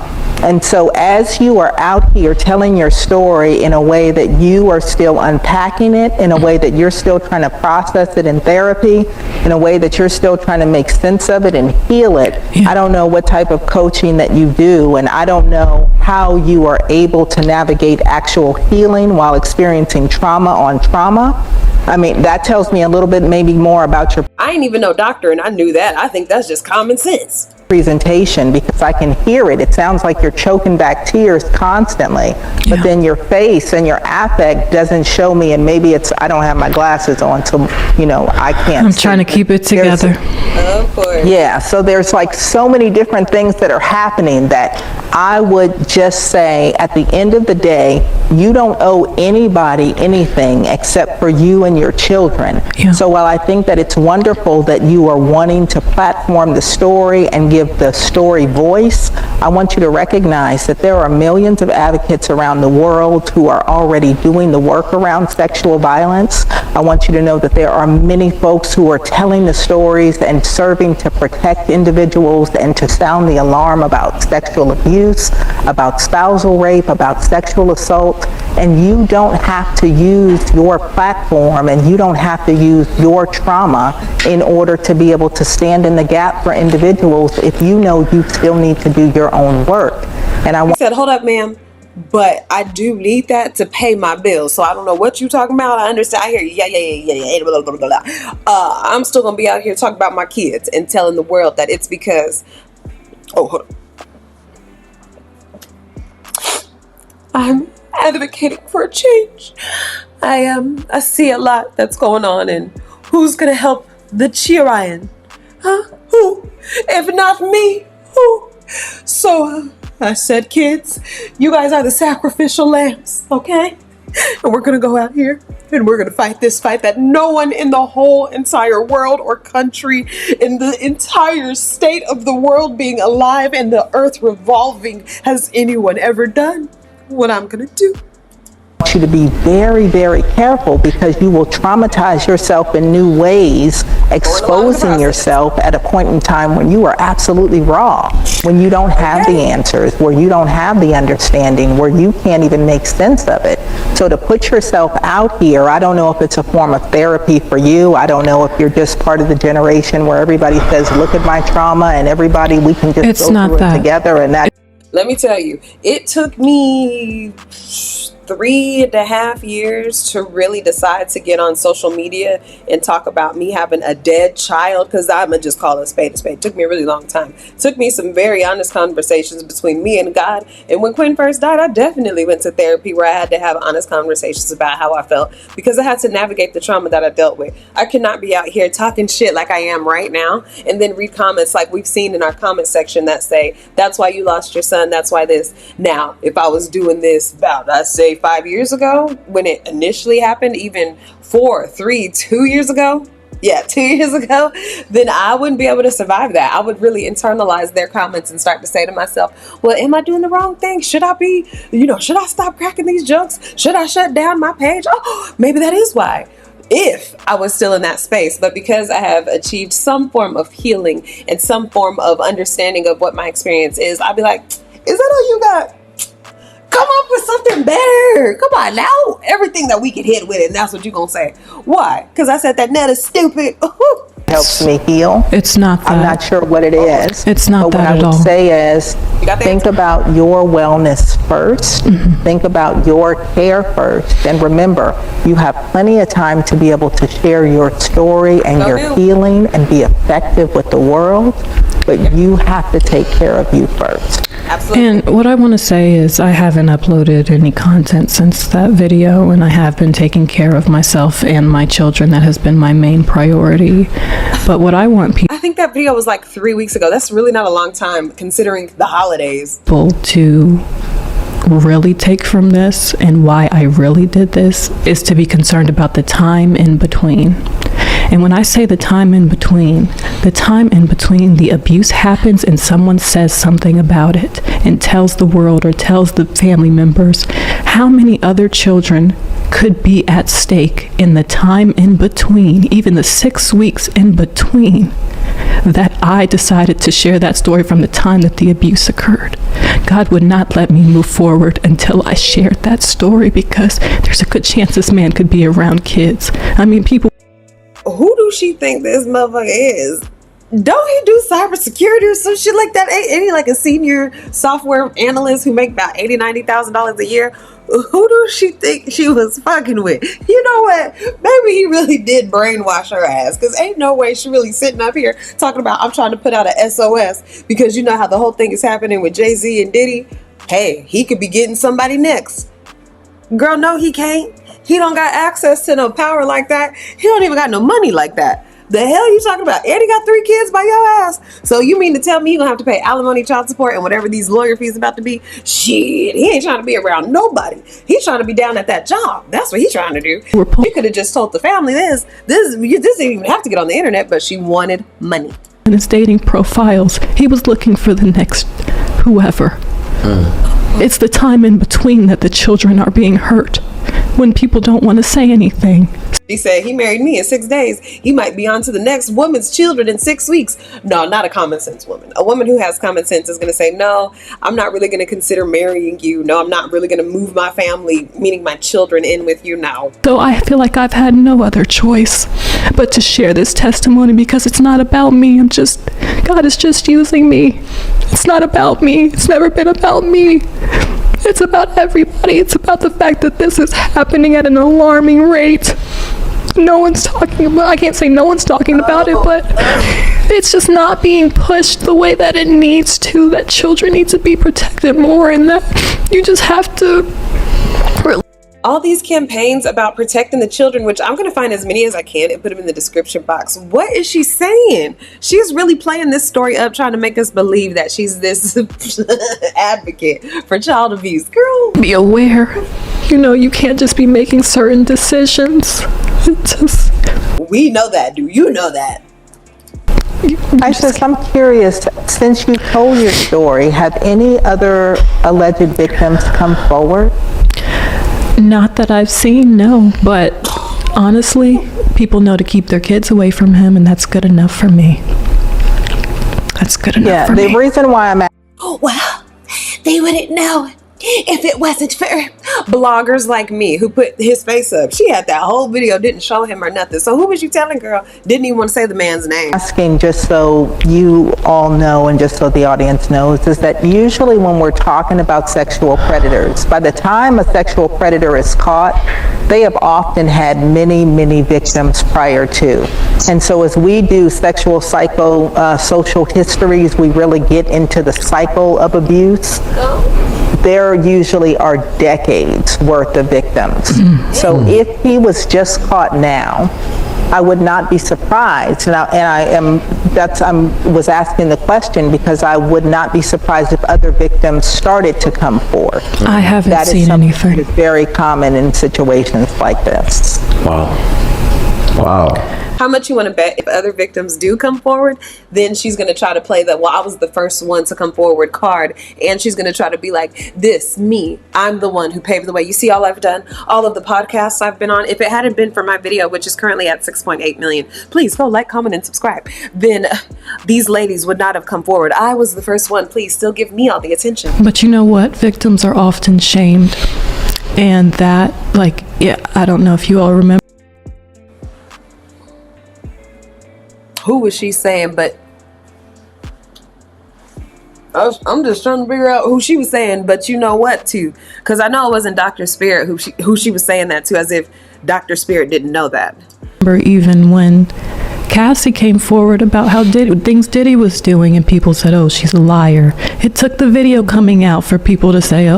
I'm trying to figure out how many celebrities is she going to list in order to make examples of what she was doing in her lifestyle. Because what it's starting to sound like is she's the type to take her advice off of TikTok, probably Reddit threads, you know, just real gossip blogs, but not have no real common sense because she's easily able to be led astray or to follow whatever just appears to look good. Fool's gold. That's what she's attracted to. Well, maybe he was abusive. Maybe people always victim shame. No one wants to come and talk about this stuff. And to that point, I'm glad you made the point, because as soon as that happened, as you said, for years, listen to the trail of abuse that we're hearing in that story over decades. That's an excellent example of what we're talking about in alleged victims, because usually sexual abuse and these kinds of behaviors begin in childhood. Individuals test their limits. They don't just become full-blown, very aggressive, very cunning, conniving predators. They learn how to be that over time. Oh shit. Did you just make sense of what I just made sense of? Dr. Spirit said that people who are abusing children as adults were abused as children. And she admitted to us that she was abused as a child. Her mama was abused as a child. Her granny was abused as a child. And she had her 2 boys before she got with old boy. I ain't gonna say nothing. Because I don't want to believe a mother would, you know what I'm saying, in the blanks. But I'm just saying, Dr. Spirit I'm gonna let her cook. And oftentimes with siblings or with cousins who are close in age, or with their younger siblings, friends when they have sleepovers. They do that with girlfriends in early adolescence. It is a progression that happens. And so I want everybody to recognize that it's not just for your story, Isis, but it's for people who are sitting at home thinking, I'm the only person that person tried this with. I'm the only person that was molested in my family. And as you talk about that intergenerational trauma, I hear you say that your mom suffered, that your grandmother suffered. So what we know is that there is a cycle of abuse, there is a cycle of victimhood, there is a cycle of behavior that unfortunately they did not get the help. They were not able to cover each other and ultimately then cover you. And so unfortunately now you and your children hopefully will be those legacy breakers so that your children's children don't suffer a similar fate. What you want to bet? She's about to sit up here and be like, no, they did give me the proper help that I needed. Everyone got the proper help that they needed. Everybody did. Nobody didn't. He's just a horrible, evil person. And honestly, Dr. Spirit, Dr. Pepper, Dr. Airlines, get the hell out of here. I think so that we're it's not deeper. Dealing with 5 generations. It's deeper than mental health. This is a spirit. This is a generational curse. This is deeper than therapy. It's deeper than rap, baby. Only God can fix this. Well, I will have to leave you to your belief system. If that's the case, then that means that those who are sexual abusers will not be able to be helped. That's not what I'm saying. I said, that's not what I'm saying. I'm saying that. If you see, she keeps on wanting to make her situation more and more and more worse. The type of person who plays victim all the motherfucking time. You know, no, that can't help it. That can't help it. That can't help it. That can't help it. Okay, then when the shit can't help it. Oh, you feel like it's a spirit thing? All right, well, take your ass on to wherever you staying at and start saging the place. I don't know, burn incense. I don't know, just do some shit that you feel like is spiritually going to cleanse. Since it ain't going to be no professional help, no court of law, no law enforcement, nobody can help. It's just spiritual. So why are you here? So you want to teach people how to spiritually protect their children from child abuse when they could just do what everybody else is doing and then like do it legally to where their children can never get hurt again, or they could just learn and watch what are the signs, and you don't want to do it that way. You just, okay.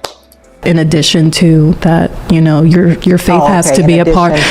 I'm an advocate of therapy. I'm in therapy. I'm a big. Ooh, that was auntie respectful energy. She said, "That's what I thought. Shut your young ass up, huh?" Okay. Advocate of therapy, but what I'm saying is, for the decisions that my parents made to be chalked up to the fact that they may have not gotten help, I think that it is even deeper than that. I think that it's truly spiritual warfare that is going on, and that's a big part of this. Well, I'm hoping that for everybody out there, whether you are someone who has been abused, whether you are someone who struggles with feelings or thoughts that you struggle with around attraction to younger individuals, around power and control, around sexual assault, I want you to recognize that there is help available no matter where you sit on the spectrum. If you know that you have struggles that you need help with, there are people who want to help you. I love how she took all of the spirituality out of it. Not that God isn't a good God and he can't help with situations, but also there's people who can help you too. There's services that can help you too. Ain't nothing wrong with you using your resources. Whether you utilize scripture and the word and you seek out Christian therapists who can help you with that, or whether you look for individuals who are Muslim, who are Buddhist, who are Baptist, who are atheists, who are agnostic, wherever you need to get your healing from, I want you to know that there are people out here who can and who want to help you and who will not judge you, but who will help you try to get to a place where you understand yourself and that you can be the best version of yourself. Thank you so much, Dr. Spirit and Brianna, for that great question. And I want to be clear here. I see this question just happening in the chat very often, and I want to just address it just so you can update the people as well. Okay. Because most people are very upset when they hear these kind of crimes, and they're saying like, "Yo, why is he just not in jail?" That's like, what I call and ask. The first few weeks I was calling and asking that, harassing them. Why is he not in jail? He's walking around free. He's a predator. He's a pedophile. Oh my. He could be around kids. Why have you not arrested them? They said, we're very reluctant to charge these crimes. Okay. We have to do an investigation first. It could take months. There's it's going on the back end, so there's a complaint number, but not an official case number that the public can see.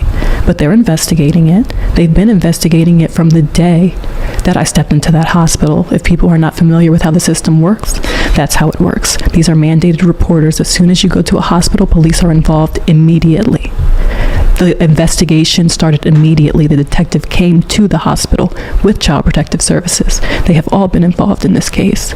So all the steps have been taken. Therapy has been started, all the things. And to clear the record, I know there's a lot of people saying that I'm doing this in retaliation to him filing for divorce. He filed for divorce 3 days after. 3 days after the investigation started, and I left him and took the kids. I think we're all wondering, why is she showcasing this thing that her children are going through online?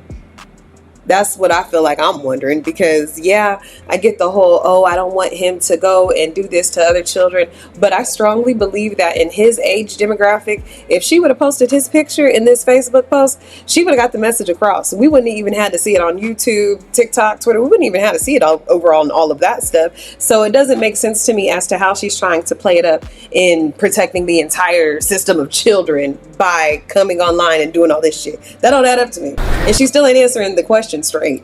That was all he could do to try to get the kids back, was file for divorce to get some type of custody. Understood. Before Dr. Spirit goes, because I actually had a question for Dr. Spirit. Because I don't want Dr. Who said Dr. Spirit going? Oh, okay. No. Okay, my bad. What is it? Yeah, we can let I want to bring up. Brian said he was cutting me loose. I want to have. We're gonna have one more. We're gonna have one more caller come up before we're gonna end the hotline. We're gonna have one more caller come up. But go ahead. Well, because I'm reading this super chat. And shout out to High Tolerance. Says 2 times girl dad here. Where's the accountability having all these men in her kids' orbit? At least a boy hiding under the bed from his mama with the switch owned up. Mama, I'm gonna clean up my room and put my toys up. I'm not sure what he got going on the end of that message.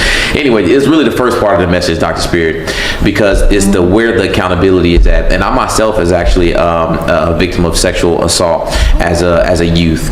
And when I have my thoughts about it, and I often ask myself when I think about it, well, why would my mom put me in a situation with this person? And then I try to create in my head all of these things that I'm gonna do when I have kids and the type of people my kids are gonna be around. And when I come to the conclusion, it's really around nobody. Because I'm like, I keep creating more and more rules about who's gonna be around my kids, and then my standard gets so high, I'm like, well, damn, I guess I'm gonna be the only person around my kid. But I know that parents can't actually do that. So my question is, where does the accountability, where does it come in at when a parent has her, or her or his kids around different adults? How much is a parent to be held accountable if something does happen? Well, and I want you to know that it's not just around adults. I want you to know that you have to be careful with other children.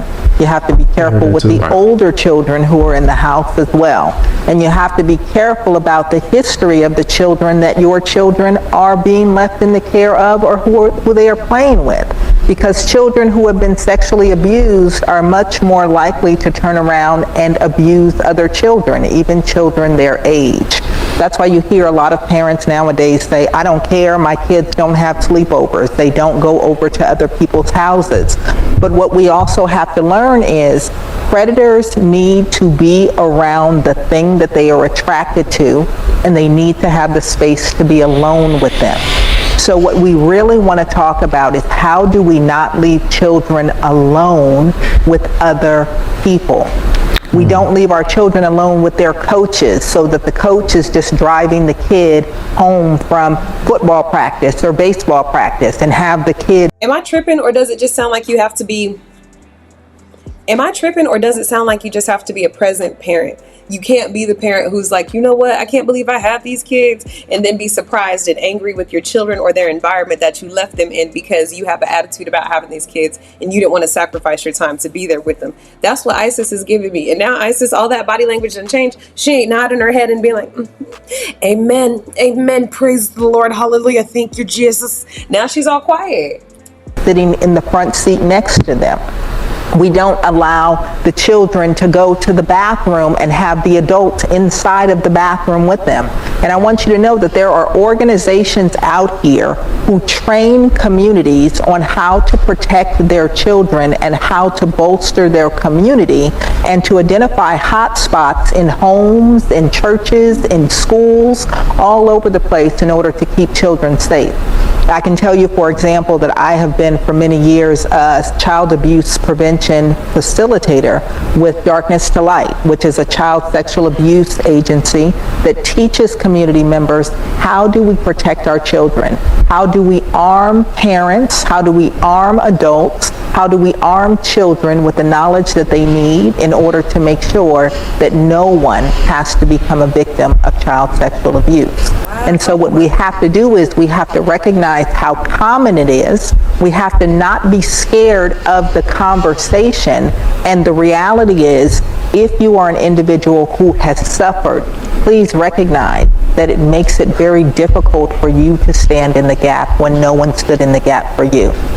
So many individuals, unfortunately, become paralyzed with fear, paralyzed with denial. They are revisiting their own trauma when they see signs that children, especially their own children, may be being abused. I'm not smiling at what Dr. Spirit is saying, but what I am smiling at is the fact that very calmly she has disengaged all of Isis' power, because for a long time, I say for about the last 2 hours, Isis has been going on and on and on about how she went through all of this, but she's this perfect person basically, and she prayed to God, doesn't have any regrets regrets, barely makes any mistakes. And now she's going to try to help other people understand how to be better parents. And it's so wonderful how, based off of what she went through, because everybody in her family was abused, so she knows how to teach people how to avoid their children being abused. I love the fact that Dr. Spirit is able to come here and say, you know what, your trauma is going to create more trauma for yourself and for other people, and there's organizations out here that already got that covered. Just worry about you and your kids. By someone that they love. Too many people turn a blind eye, and it's very easy for us to sit back and judge. But to somebody's point, there was somebody that called in a few minutes ago to talk about how this looks. Many people are still protecting abusers. You know that the cousin or the uncle abused people, and they're still invited to the Christmas party. They're still invited to the family reunion. Everybody is still laughing and joking, and they know that there is that one person who says, I will not come to the house when so-and-so is there because you all know what he did to me. And most people are so paralyzed, they don't know what to do, and they will turn and isolate the victim and rally around the same person who perpetrated the acts because they don't want to stand up and deal with it in their family. So we have to get better, we have to become more educated, and we have to be willing to have these very hard conversations. What I do want to ask Dr. Spirit, and I take full accountability for bringing men around my children. In hindsight, I wish I would have just made different decisions to where I'd never put myself in a situation to even have to, I do wish I would have Okay, go, hurry up. made better decisions. But being a young mom, I mean, I made mistakes, and I take accountability for that. Is that it started even before that in your storyline. It wasn't about, if it would have been as simple enough as protecting my children from some men, then that would have been something that you would have done 100% of the time because you love your children. This is why it is so important for us to learn how our traumas are showing up in our adult lives, because the things that we were exposed to in our childhoods, the ways that we were loved and not loved properly, lead us to make decisions based upon trauma and familiarity of trauma. And so what I just encourage everybody to do is learn from a cautionary tale. Whether you think that you can relate to Isis's story or not, we all have trauma. We all have wounds. We all have things that are causing us to show up in our lives in a place where we are not fully functional. And so let this be a cautionary tale that says, how can I heal myself so that I don't have blind spots that will not I'm taking in what Dr. Spirit is saying. Even, okay, you see me over here, I'm quiet as hell. only hurt me, but hurt people that I love. That is the real takeaway here. Because until we heal, we are literally passing on a legacy that creates more trauma, no matter what that looks like, sexual or otherwise. That's the real takeaway. Thank you very much, Dr. Spirit. We actually got one more call I want to get backstage. I think we got a brother backstage, right, Lano? Yep, we got Chandler backstage. We got my brother Chandler backstage. Let's go ahead and bring my brother here. What's up, Chandler? How you doing, brother? You are on mute. Unmute yourself real quick, Chandler, so we can make sure we can hear you, brother. Damn, I got that Christmas sweater on, man. Brother, looking like the 25th. What's up? We sure can. Yeah, we can hear you, brother. Give me your age and your location. Okay, kind of I'm anonymous, and that's not my name. I'm using somebody else's Zoom right now. Sorry, but like really quick question. Hold on, wait. You say your age and location is anonymous? Yeah, it is. Oh, shit. I'm sorry. Is that a problem? Yeah. I mean, Let that man stay anonymous. He's trying to stay out of trouble. Let him stay right okay. Dr. Spirit said you're trying to stay out of trouble. Let's go ahead and let him rock. Then go ahead. What's your question, brother? It plays into the social media aspect. I think what happened to your children is absolutely horrible, and I think to get on such a large platform and share your story is difficult. I don't know that I could comprehend how difficult it is to share this particular story. Yeah. But how do you reconcile sharing that story as it is your story, but it's also your children's story? So now 2.4 million or however many other people see that will now know that that happened to them at the hands of their father or stepfather? How difficult is that? It's very difficult, and it's actually something that I struggled with back and forth before I even recorded the video, because I didn't want to put my children's trauma out there for everybody. But honestly, I felt God gave me no other choice, like I keep saying. I'm gonna whoop her ass when I see her. Okay, sorry, let me take that back, because I don't want to get violated or get a violation for saying that I'm gonna do anything to anybody. But let me tell you, when it comes to the army of the Lord, I'm on the side of the one who uses extensive ideas to get the point across that we ain't gonna play on God's name. This isn't about just us. It's not about just us. It had to be said. There you go, Chandler. I mean, it seems like you're gonna be brief and brilliant on that one. It's really I don't know what else to say. That's all it is. This isn't about views. It's not about anything other than I thought that maybe, YouTube is my only source of income. I was like, maybe I will help some of my community in updating them just to be aware that this could happen. I had no idea that this would go viral to this extent. I had a small YouTube channel. I still do. I never expected all this to happen, but This is some weird shit. I never expected to become famous overnight. I never expected my YouTube channel to go from 30,000 subscribers to 69,000, but it did. I didn't expect everyone to tune in. I didn't expect all of the comments and support, but it happened, and now I'm just a girl in a big YouTube world. God kept saying, you need to tell the truth. That's crazy, because sometimes with the content I be wanting to post, God be like, shut up. Do you know how many times I've been wanting to make fun of certain people who are in the media, and God's like, you can be funny, but don't be don't get out of hand. I be like, okay. Because I glorified this man in public. I made it seem like it was a fairy tale, and in a way it was. It seemed like it was, but it wasn't. It wasn't. And Dr. Spirit, just to give you an idea, because I know you are really in the dark about the situation, the purpose of ISIS's YouTube channel was to help ladies find a husband. Find love within a year. Absolutely. Which is obviously the story line that she had herself.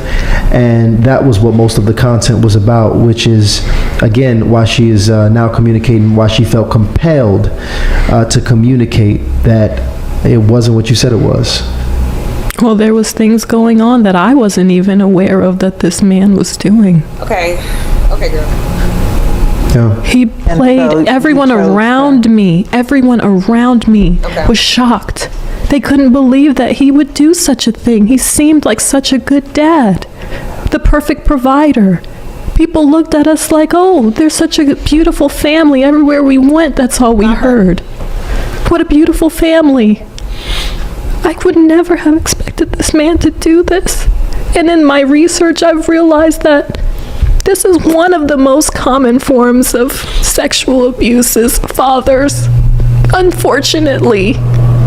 So you guys watch true crime. I know some of us do. And you know how there are certain investigators or journalists who will talk about how people who murder, in order for them to try and get off, they'll get into the psychology of what the victim is, and they'll become the victim. So they'll start saying things to seem like the victim, and they really just learn some keywords. And it's especially popular whenever it comes to like domestic situations or just people who know each other taking each other's lives. I feel like that's what she did. I think that Isis was reading books on child SA, and then she filed her complaint and just used the verbiage that she read in these books. And that's also what she's doing in these interviews, to seem like she had watched for all the signs, she had did this, did that, and then her kids did this, did that. I think it's just rehearsed. I think it's rehearsed knowledge. And people are not talking about it because of the shame. It's so embarrassing, and I hate that I, have had to expose what have happened to my children, but I'm just praying that even if it helps one person, it was worth it. There you go, Chandler. Thank you so much for your question, brother. Thank you. Appreciate it. Absolutely. You have a good night. Man, first of all, man, Dr. Spirit, I thank you so much for coming up on here and joining us here tonight. obviously it would have went so far, you know, with me and Ryan getting the testimony, but we wanted to give the people something practical, you know, that they can use and apply, especially, you know, for other people that's watching this that have experienced this. Because if you've experienced this is always a very triggering conversation. There's some people that have buried, you know, this in their hearts and their minds, and, you know, this might have really brought it back to the surface. And that's why we wanted to make sure we had you on hand. But just after hearing this entire conversation, after your, you know, obviously this is a very brief assessment, just give me some of your final thoughts as we close out the show, and, you know, you really just address ISIS and the people that, you know, might, you know, just want to hear your words. Well, you know, ISIS, you're not going to take any suggestions that I have, but you are a part of the internet culture. You are a part of how this is therapeutic for you. But I would say, just please consider fading to black for just a little while, to give yourself time and your children time to heal outside of the public eye. If God called you to tell your story, to expose the truth, then hallelujah for That's your all I obedience. answered to. You have done That's all your I answered part. to. And now, perhaps, the time has come. If you have truly done your part, then go and heal and allow yourself to focus on you and your children now, and to come up with a plan for what you do before this man and now after this man, because he will be a part of you all's story for a lifetime. I would also say to anyone else who is out there, if you have found yourself triggered tonight, if you recognize that ISIS is telling your story, if you recognize that your story has yet to be told, get into somebody's chair. Let healing be possible for you. If you recognize that you are a person who at any point in your past or in your present has struggled ISIS want to talk so bad. with sexual feelings that you don't feel like are in your control, that don't feel the healthiest for you, whether it is around attraction to children, whether it is around power and control, or feelings of inadequacy or insecurity that cause you to show up in sexual ways that you are not proud of, recognize that healing is possible, and recognize that there are places that can help you understand you without judgment, and help you get to a place where you feel more whole and satisfied and secure. And so what I would say is, no matter where you stand on this, recognize that at the end of the day, you have to be responsible for you and be responsible for the children who are entrusted in your care. Educate yourself, know how to protect children, don't be afraid to have the conversations, and don't be afraid to enlist people like us to help you. There we go. Thank you so much, Dr. Spirit, again for coming up on here and joining us. It's always a pleasure to have you here on Hardly Initiated. We love you. Go get you some sleep, because I know you need some after the kind of days Long day that you be having over there. All right. So thank you guys. Love you too, Dr. Spirit. Everybody drop a love in the chat for Dr. Spirit. You know, and man, Isis, I thank you as well, you know, for coming up here, because I just know this took a lot. You know, I know this is heavy. I know this is scary. It's a lot of people in the chat. It's a lot of people in your comments. It's a lot of people, you know, giving their 2 cents in your life, you know, on your children's life, on your entire family's life, you know, at this point. So just curious, I mean, is there anything that, you know, you want to say to the people before we go ahead and let you go?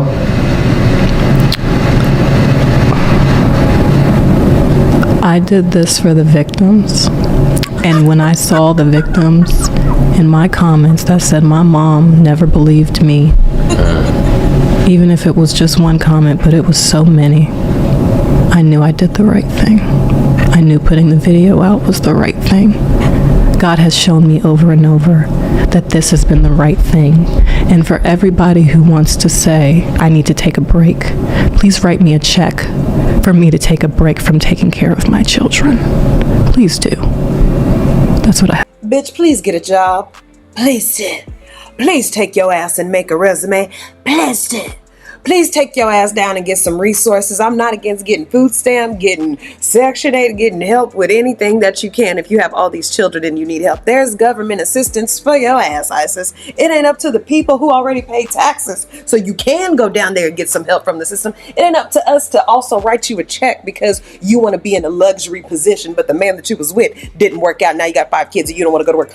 Take your ass to a motherfucking job, ISIS. To say about that. Okay, so I'm going to continue to show up. I'm going to continue to speak my truth. I'm going to continue to be obedient because obedience is better than sacrifice. And I'm going to continue to do what I'm called to do, regardless of how anybody feels about it. Because God is using me, and I'm just here to do what He tells me to do. I'm going to continue to do so. Is it you right now? Are you pretty much do you have full custody of your 5 babies? Yes, through the protective order, I do. Yes. Okay, so I can imagine that's heavy on you right now. Yes. Okay, so we're gonna go ahead and get out of here because this is when they give her Cash App information, and I ain't about to give that out. She needed to go and take care of herself. Hold on. I'm completely over it. Well, okay, I'm maybe not over it because if some more of this story does continue to come out, then we are going to continue to cover it down here at the Jayborhood. And if you didn't subscribe already, definitely consider doing so. I can't believe we had to sit through that cringy behavior and all those theatrics of hers. So make sure you share this video with a friend so you can be like, hey, you ain't got nothing to do today? Don't worry.